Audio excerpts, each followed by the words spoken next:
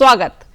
देश विदेश में बैठे सारे दर्शकों का बहुत बहुत स्वागत करते हैं उन्होंने अपने प्रोग्राम गल्लां ते गीत दे विच। मैं मेघा जे गल करिए होम्योपैथी दी ते दुनिया भर दे विच इस्तेमाल होने वाली पैथियां विचों होम्योपैथी दूसरे नंबर ते आंदी है ते आंकड़े देखिए ते लगभग 800 मिलियन लोग हर साल होम्योपैथी का इस्तेमाल करके ठीक हो रहे ने।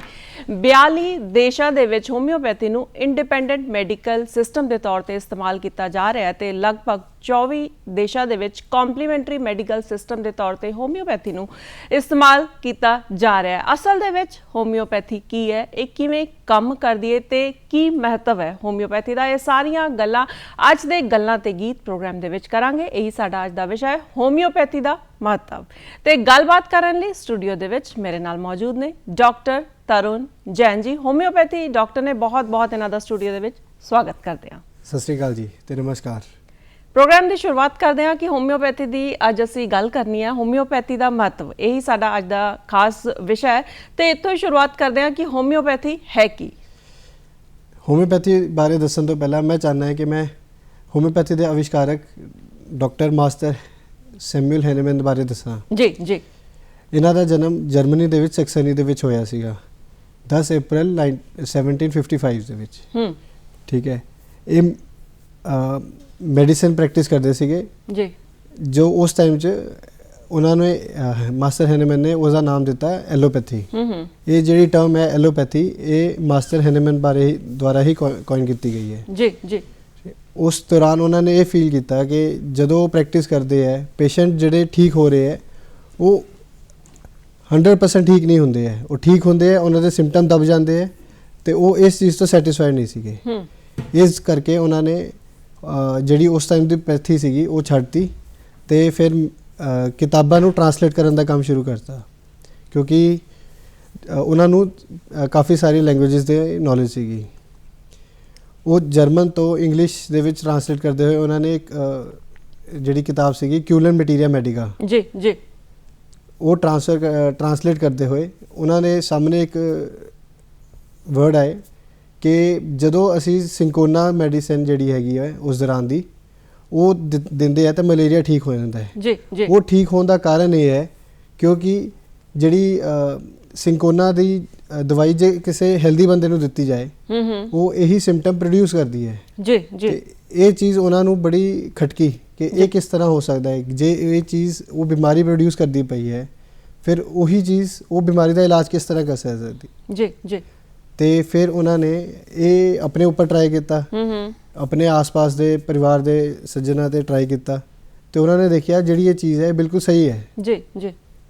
इस तो उन्होंने एक जिदा न्यूटन के लिए सेब गिरना ग्रेविटेशन का एक वो सीगा, इस तरह ये मास्टर हैनेमैन लिए एक प्रोसैस सीगा जो नवा प्रोसैस होया तो वो इसनूं समझण लई होर बाकी सारिया चीज़ों ट्राई करन लग गए जी। इस तो उन्होंने एक चीज़ काट कढ़ी जिन्हों आपां पहला भी हिंदुस्तान दे विच आपां कहंदे सी कि जहर जहर नूं कट्टदा है। बिल्कुल बिल्कुल। उस प्रिंसीपल ते होम्योपैथी का आया सिमिलिया सिमिलिबस क्यूरेंटर, जिहड़ी बीमारी प्रोड्यूस करती है उही दवाई दे विच उन्हों एनर्जी वधा के उसकी क्षमता होंदी है कि वो बीमारी नूं ठीक कर सकते हैं। जी जी। तो ये होम्योपैथी का इतिहास है। तो इस तरह जी होम्योपैथी है वो लोगों दे विच आई तो लोग अज के समय दे विच होम्योपैथी का लाभ उठा रहे हैं। तो जे इंडिया की गल करिए, भारत की गल करिए, भारत दे विच होम्योपैथी किद्दां आई? भारत दे विच आंदा इहदा बड़ा एक इंटरस्टिंग कहानी हैगी है। जी जी। उस दौरान महाराजा रणजीत सिंह दे दौरान टाइम 1840 के आस पास की गल है, उन्होंने वोकल कॉर्ड का पैरालिसिस हो गया तो उन्होंने जोड़े नीम हकीम फकीर से उन्होंने अपनी दवाइयाँ दित्तियां पर उस तो उन्होंने कोई आराम नहीं आ रहा सीगा।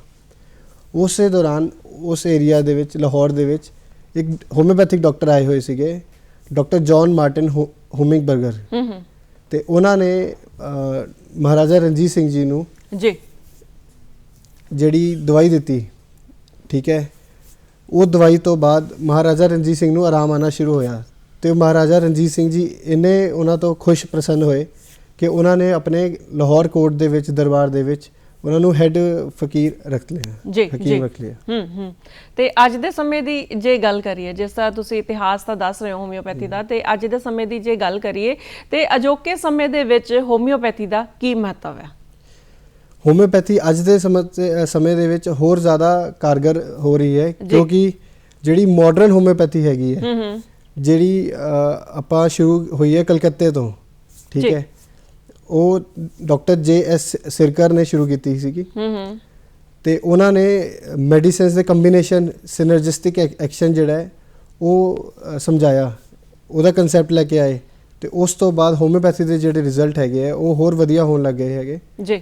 ਤੇ ਇਸ ਕਰਕੇ ਹੋਮਿਓਪੈਥੀ ਜਿਹੜਾ ਆਰਾਮ ਦੇ ਰਹੀ ਹੈ ਜਾਂ ਜਿਹੜਾ ਆਪਣਾ ਰਿਜ਼ਲਟ ਦੇ ਰਹੀ ਹੈ, ਉਹ ਪਹਿਲਾਂ ਨਾਲੋਂ ਹੋਰ ਬਿਹਤਰ ਹੁੰਦੇ ਜਾ ਰਹੇ ਨੇ, ਪਹਿਲੇ ਨਾਲੋਂ ਬਿਹਤਰ ਹੁੰਦੇ ਜਾ ਰਹੇ ਨੇ। ਜਿਸ ਤਰ੍ਹਾਂ ਤੁਸੀਂ ਹੋਮਿਓਪੈਥੀ ਦੀ ਪ੍ਰੈਕਟਿਸ ਕਰ ਰਹੇ ਹੋ, ਹੋਮਿਓਪੈਥੀ ਮੈਡੀਸਿਨਸ ਤੁਸੀਂ ਦਿੰਦੇ ਹੋ, ਤੇ ਤੁਸੀਂ ਕੀ ਸਲਾਹ ਦੋਗੇ ਕਿ ਹੋਮਿਓਪੈਥੀ ਜਿਹੜੀ ਮੈਡੀਸਿਨਸ ਹੈ ਉਹ ਕਿਉਂ ਲੈਣੀਆਂ ਚਾਹੀਦੀਆਂ, ਕਿਉਂ ਯੂਜ਼ ਕਰਨੀਆਂ ਚਾਹੀਦੀਆਂ ਨੇ?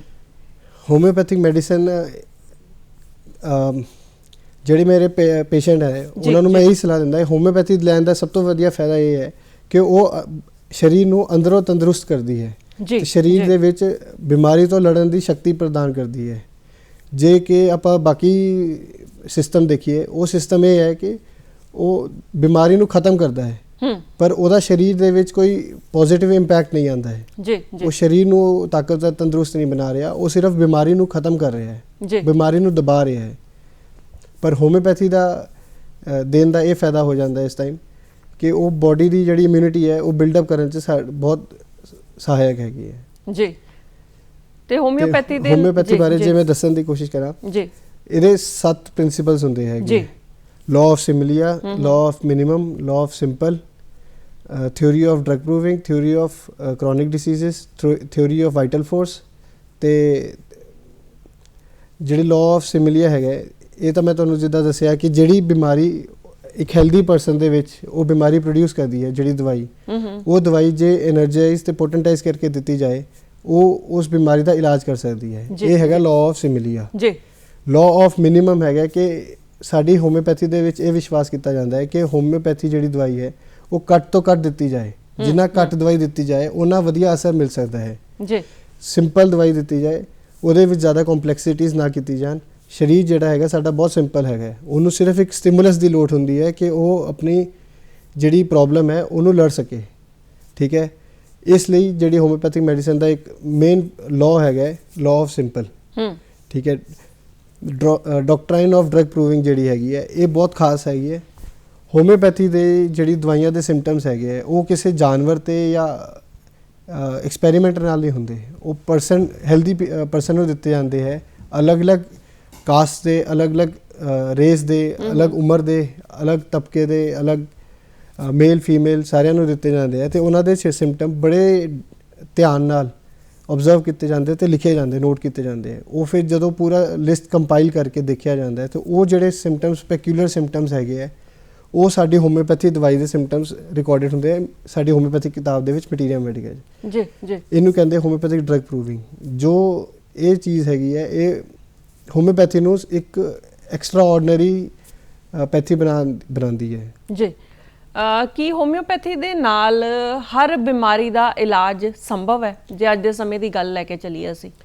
ਬਿਲਕੁਲ, ਹੋਮਿਓਪੈਥੀ ਦਾ ਇਲਾਜ ਜਿਹੜਾ ਹੈਗਾ ਉਹ ਸਾਡੇ ਸਰੀਰ ਦੇ ਵਿੱਚ ਸਾਨੂੰ ਤਾਕਤਵਰ ਬਣਾਉਂਦਾ, ਸਾਡੀ ਇਮਿਊਨਿਟੀ ਬਿਲਡਅਪ ਕਰਦਾ ਹੈ। ਇਸ ਕਰਕੇ ਜਿਹੜਾ ਸਾਡਾ ਬੋਡੀ ਦਾ ਇਮਿਊਨ ਸਿਸਟਮ ਹੈਗਾ ਉਹ ਹਰ ਤਰ੍ਹਾਂ ਦੇ ਡਿਸੀਜ਼ ਨੂੰ ਫਾਈਟ ਕਰ ਸਕਦਾ ਹੈ। ਬਿਲਕੁਲ ਬਿਲਕੁਲ। ਤੇ ਹੋਮਿਓਪੈਥੀ ਇਸ ਕਰਕੇ ਸਾਰੇ ਤਰ੍ਹਾਂ ਦੀ ਬਿਮਾਰੀਆਂ ਲਈ ਬਹੁਤ ਕਾਰਗਰ ਰਹਿੰਦੀ ਹੈ ਜੀ। ਤੇ ਜਿਸ ਤਰ੍ਹਾਂ ਤੁਸੀਂ ਗੱਲ ਦੇ ਵਿੱਚ ਗੱਲ ਕੀਤੀ ਕਿ ਇਹਦੇ ਨਾਲ ਸਾਡੀ ਇਮਿਊਨਿਟੀ ਜਿਹੜੀ ਹੈ ਉਹ ਵੱਧਦੀ ਹੈ, ਰੋਗ ਪ੍ਰਤੀਰੋਧਕ क्षमता ਜਿਹੜੀ ਹੋਰ ਮਜ਼ਬੂਤ ਸਾਡੀ ਹੋ ਜਾਂਦੀ ਹੈ। ਤੇ ਹੋਮਿਓਪੈਥੀ ਸਾਡੀ ਇਮਿਊਨਿਟੀ ਵਧਾਉਣ ਦੇ ਵਿੱਚ ਕਿਵੇਂ ਕੰਮ ਕਰਦਾ?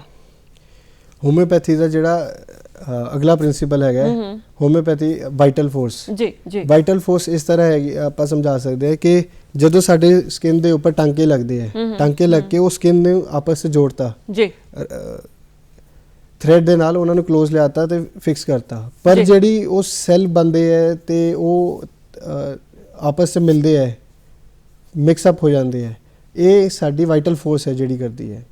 ਇਹ ਵਾਈਟਲ ਫੋਰਸ ਜਿਹੜੀ ਹੈ ਹੋਮਿਓਪੈਥੀ ਦੀ ਮੈਡੀਸਿਨਸ ਦੇ ਵਿੱਚ ਸਿੰਕਰੋਨਾਈਜ਼ਡ ਹੁੰਦੀ ਹੈ। ਹਰ ਪਲਾਂਟ, ਹਰ ਐਲੀਮੈਂਟ ਦੀ ਆਪਣੀ ਇੱਕ ਫੋਰਸ ਹੁੰਦੀ ਹੈ, એનર્ਜੀ ਹੁੰਦੀ ਹੈ। ਉਹ એનર્ਜੀ ਸਾਡੀ ਵਾਈਟਲ ਫੋਰਸ ਦੀ એનર્ਜੀ ਨੂੰ ਇਸ ਤਰ੍ਹਾਂ ਸਿੰਕਰੋਨਾਈਜ਼ ਕਰਦੀ ਹੈ ਕਿ ਸਾਡੀ ਵਾਈਟਲ ਫੋਰਸ ਦੀ ਇਮਿਊਨਿਟੀ ਬਿਲਡਅਪ ਹੋ ਸਕਦੀ ਹੈ। ਉਹ ਇਮਿਊਨਿਟੀ ਜਿਹੜੀ ਬਿਲਡਅਪ ਹੁੰਦੀ ਹੈ ਉਹ ਸਾਨੂੰ ਬਾਕੀ ਜਿਹੜੇ ਸਾਡੇ ਡਿਸੀਜ਼ ਹੈਗੇ ਉਹਨਾਂ ਤੋਂ ਲੜਨ ਲਈ ਸક્ષਮ ਬਣਾਉਂਦੀ ਹੈਗੀ। ਜੀ ਤੁਸੀਂ ਬਿਲਕੁਲ ਠੀਕ ਕਿਹਾ ਕਿ ਉਹਨਾਂ ਤੋਂ ਲੜਨ ਲਈ ਉਹ ਸક્ષਮ ਰਹਿੰਦੀ ਹੈ। ਪਰ ਕਈ ਧਾਰਨਾਵਾਂ ਜਿਹੜੀਆਂ ਹੈ ਉਹ ਹੋਮਿਓਪੈਥੀ ਦੇ ਨਾਲ ਜੁੜੀਆਂ ਹੋਈਆਂ ਨੇ। ਉਹਨਾਂ ਧਾਰਨਾਵਾਂ ਦੇ ਵਿੱਚੋਂ ਹੀ ਇੱਕ ਇਹ ਹੈ ਕਿ ਹੋਮਿਓਪੈਥੀ ਐਸਾ ਮਤਲਬ ਸੋਚ ਹੈ ਕਿ ਹੋਮਿਓਪੈਥੀ ਇੱਕ ਸਲੋ ਪ੍ਰੋਸੈਸ ਹੈ ਨਾ, ਬੜੀ ਹੌਲੀ ਹੌਲੀ ਜਿਹੜੇ ਉਹ ਅਸਰ ਕਰਦੀ ਹੈ ਤੇ ਇੰਨਾ ਸਲੋ ਪ੍ਰੋਸੈਸ ਹੈ ਕਿ ਕਈ ਵਾਰ ਰਿਜ਼ਲਟ ਆਉਣ ਦੇ ਵਿੱਚ ਬਹੁਤ ਟਾਈਮ ਲੱਗ ਜਾਂਦਾ ਹੈ। ਤੁਸੀਂ ਕੀ ਸਲਾਹ ਦੋਗੇ ਜਾਂ ਇਸ ਧਾਰਨਾ ਬਾਰੇ ਕੀ ਕਹੋਗੇ? ਹੋਮਿਓਪੈਥੀ ਜਿਹੜਾ ਇਹ ਮਿਥ ਬਣਿਆ ਹੋਇਆ ਹੈ ਲੋਕਾਂ ਦੇ ਵਿੱਚ, ਇਹ ਦੂਰ ਕਰਨਾ ਬਹੁਤ ਜ਼ਰੂਰੀ ਹੈਗਾ ਕਿ ਉਹ ਸਲੋ ਹੈਗੀ ਹੈ। ਹੋਮਿਓਪੈਥੀ ਸਗੋਂ ਸਭ ਤੋਂ ਫਾਸਟ ਸਾਡੀ ਨਰਵਸ ਤੋਂ ਐਕਟ ਕਰਦੀ ਹੈਗੀ ਹੈ। ਜੇ ਬਾਕੀ ਆਪਾਂ ਸਿਸਟਮ ਦੇਖਿਆ ਜਾਏ ਉਹ ਬਲੱਡ ਡਿਸੋਲਵ ਹੁੰਦਾ ਤੇ ਬਲੱਡ ਦੇ ਵਿੱਚ ਡਿਸੋਲਵ ਹੋ ਕੇ ਐਕਸ਼ਨ ਕਰਦੀ ਹੈ। ਨਰਵਸ ਦਾ ਐਕਸ਼ਨ ਸਭ ਤੋਂ ਫਾਸਟ ਹੁੰਦਾ ਹੈ। ਤੇ ਜਿਹੜੇ ਡਿਸੀਜ਼ਸ ਹੈਗੇ ਹੈ, ਜਿਸ ਤਰ੍ਹਾਂ ਤੁਸੀਂ ਸੁਣਿਆ ਹੋਊਗਾ ਕਿ ਡੇਂਗੂ ਦਾ ਡਿਸੀਜ਼ ਹੁੰਦਾ ਹੈ ਜਾਂ ਅਕਿਊਟ ਫੀਵਰ ਹੈਗਾ, ਉਹਦੇ ਵਿੱਚ ਹੋਮਿਓਪੈਥੀ ਕੁਝ ਘੰਟਿਆਂ ਦੇ ਵਿੱਚ ਹੀ ਸਾਨੂੰ ਰਿਜ਼ਲਟ ਦੇ ਸਕਦੀ ਹੈ। ਪਰ ਕੁਝ ਡਿਸੀਜ਼ਸ ਹੈਗੇ ਜਿੱਦਾਂ ਡਾਇਬੀਟੀਜ਼ ਹੋ ਗਏ ਜਾਂ ਜਿਹੜੇ ਲਾਈਫ ਸਟਾਈਲ ਡਿਸੀਜ਼ਸ ਹੈਗੇ ਜਾਂ ਜਿਹੜੇ ਕ੍ਰੋਨਿਕ ਡਿਸੀਜ਼ਸ ਬਣ ਚੁੱਕੇ ਹੈ, ਉਹ ਡਿਸੀਜ਼ਸ ਨੂੰ ਇਮਿਊਨਿਟੀ ਬਿਲਡਅਪ ਕਰਦੀ ਹੈ, ਹੌਲੀ ਹੌਲੀ ਉਹ ਠੀਕ ਹੋਊਗੇ। ਪਰ ਉਹ ਡਿਸੀਜ਼ਸ ਜੇ ਆਪਾਂ ਦੂਜੇ ਸਿਸਟਮਸ ਦੇਖਿਆ ਜਾਏ ਉਹਨਾਂ ਦੀ ਦਵਾਈ ਲਾਈਫ ਲੌਂਗ ਲੈਣੀ ਹੁੰਦੀ ਹੈ। ਤੇ ਲਾਈਫ ਲੌਂਗ ਦਵਾਈ ਲੈਣ ਨਾਲੋਂ 1-2 ਮਹੀਨੇ 4 ਮਹੀਨੇ ਦਵਾਈ ਲੈਣਾ ਹੀ ਮੇਰੇ ਹਿਸਾਬ ਨਾਲ ਫਾਸਟ ਹੋਇਆ। ਜੀ ਤੁਸੀਂ ਬਿਲਕੁਲ ਠੀਕ ਕਿਹਾ। ਗੱਲਬਾਤ ਇਸ ਤਰ੍ਹਾਂ ਕਰਦੇ ਰਵਾਂਗੇ। ਪ੍ਰੋਗਰਾਮ ਚੱਲ ਰਿਹਾ ਹੈ ਗੱਲਾਂ ਦੇ ਗੀਤ।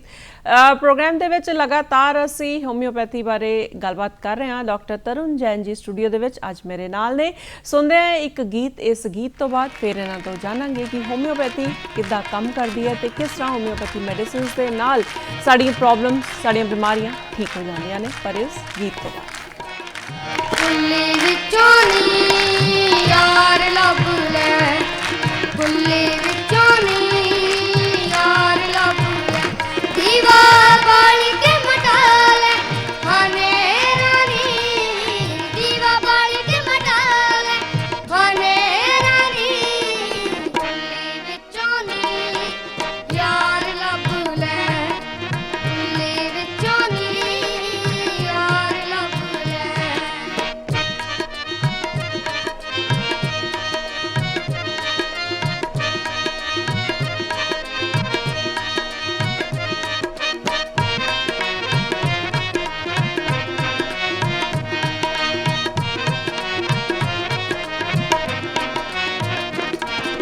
ਮੰਦਰ ਢੂੰਡਾ ਮਸਜਿਦ ਢੂੰਡਾ ਢੂੰਡਾ ਮੁਰਸ਼ਦ ਤੈਨੂੰ, ਮੰਦਰ ਢੂੰਡਾ ਮਸਜਿਦ ਢੂੰਡਾ ਢੂੰਡਾ ਮੁਰਸ਼ਦ ਤੈਨੂੰ, ਦਰ ਤੇਰੇ ਤੇ ਆਈ ਫਕੀਰਾ ਝਿੜਕ ਨਾ ਦੇਵੀਂ ਮੈਨੂੰ, ਬੁੱਲੀ ਵਿੱਚੋਂ ਨੀ ਯਾਰ ਲੱਭ ਲੈ, ਬੁੱਲੀ ਵਿੱਚੋਂ ਨੀ ਯਾਰ ਲੱਭ ਲੈ, ਦੀਵਾ ਬਾਲ ਕੇ ਮਟਾ ਲੈ, ਹਨੇਰਾ ਨੀ ਦੀਵਾ ਬਾਲ ਕੇ ਮਟਾ ਲੈ, ਹਨੇਰਾ ਨੀ, ਬੁੱਲੀ ਵਿੱਚੋਂ ਨੀ ਯਾਰ ਲੱਭ ਲੈ, ਬੁੱਲੀ ਵਿੱਚੋਂ ਨੀ ਯਾਰ ਲੱਭ ਲੈ।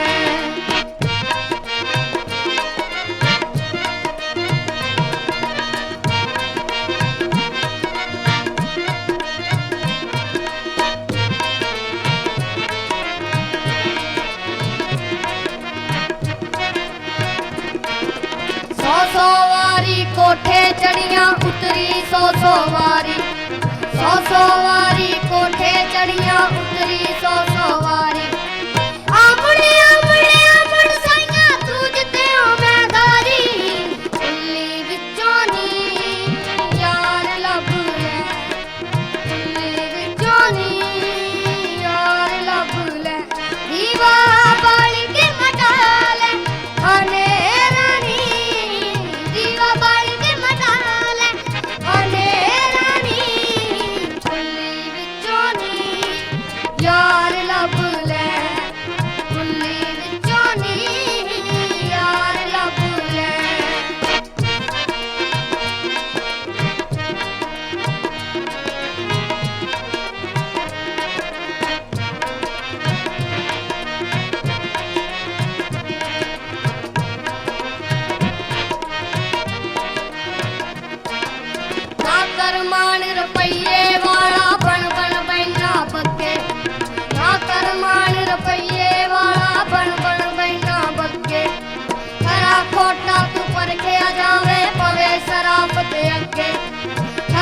रिपोर्टां तू परखिया जावे पवे सराफत अगे बोलो पूरा तोलो पूरा सट सिरे ते न लगे बोलो पूरा तोलो पूरा सट सिरे ते न लगे बुल्ले साधु कोटी गोजा वट्टा मूल लगे बुल्ली विचों नी यार लब ले बुल्ली विचों नी यार लब ले दीवा बाल के बटा ले मने रानी दीवा बाल के बटा ले मने रानी बुल्ली विचों नी यार लब ले ਤੁਸੀਂ ਵੇਖ ਰਹੇ ਹੋ ਪ੍ਰੋਗਰਾਮ ਗੱਲਾਂ ਤੇ ਗੀਤ ਤੇ ਅਸੀਂ ਹੋਮਿਓਪੈਥੀ ਬਾਰੇ ਅੱਜ ਗੱਲਬਾਤ ਕਰ ਰਹੇ ਹਾਂ। ਡਾਕਟਰ ਤਰੁਣ ਜੈਨ ਜੀ ਸਟੂਡੀਓ ਦੇ ਵਿੱਚ ਮੇਰੇ ਨਾਲ ਨੇ। ਗੱਲਬਾਤ ਨੂੰ ਅੱਗੇ ਵਧਾਉਂਦੇ ਹਾਂ ਤੇ ਗੱਲ ਇਹ ਕਰੀਏ ਕਿ ਜਿੱਦਾਂ ਇੱਕ ਮਰੀਜ਼ ਤੁਹਾਡੇ ਕੋਲ ਆਉਂਦਾ ਹੈ, ਤੁਹਾਨੂੰ ਆਪਣੀ ਪ੍ਰੋਬਲਮ ਦੱਸਦਾ ਹੈ ਤੇ ਉਸ ਵੇਲੇ ਦਵਾਈ ਦੀ ਜਿਹੜੀ ਸਿਲੈਕਸ਼ਨ ਹੈ ਉਹ ਕਿਸ ਤਰ੍ਹਾਂ ਕੀਤੀ ਜਾਂਦੀ ਹੈ ਤੇ ਇਸ ਦੇ ਨਾਲ ਹੀ ਜੁੜਦਾ ਇੱਕ ਸਵਾਲ ਇਹ ਹੈ ਕਿ ਕਈ ਵਾਰ ਲੋਕ ਇਹ ਵੀ ਕਹਿੰਦੇ ਨੇ ਕਿ ਜਦੋਂ ਅਸੀਂ ਹੋਮਿਓਪੈਥੀ ਡਾਕਟਰ ਕੋਲ ਜਾਂਦੇ ਹਾਂ ਤੇ ਬਹੁਤ ਸਾਰੇ ਸਵਾਲ ਜਿਹੜੇ ਹੈ ਉਹ ਪੁੱਛੇ ਜਾਂਦੇ ਨੇ, ਲਗਭਗ 50 60 70 80 ਸਵਾਲ ਜਿਹੜੇ ਪੁੱਛੇ ਜਾਂਦੇ ਨੇ। ਇੰਨੇ ਸਵਾਲ ਪੁੱਛਣ ਦੇ ਪਿੱਛੇ ਕੀ ਜਿਹੜਾ ਲੌਜਿਕ ਹੈ ਉਹ ਕੀ ਰਹਿੰਦਾ? ਠੀਕ ਹੈ, ਹੋਮਿਓਪੈਥੀ ਜਿਹੜੀ ਹੈਗੀ ਹੈ ਨਾ, ਜਿੱਦਾਂ ਮੈਂ ਪਹਿਲਾਂ ਦੱਸ ਰਿਹਾ ਸੀਗਾ 7 ਪ੍ਰਿੰਸੀਪਲਸ ਤੇ ਨਿਰਧਾਰਿਤ ਹੈਗੀ ਹੈ।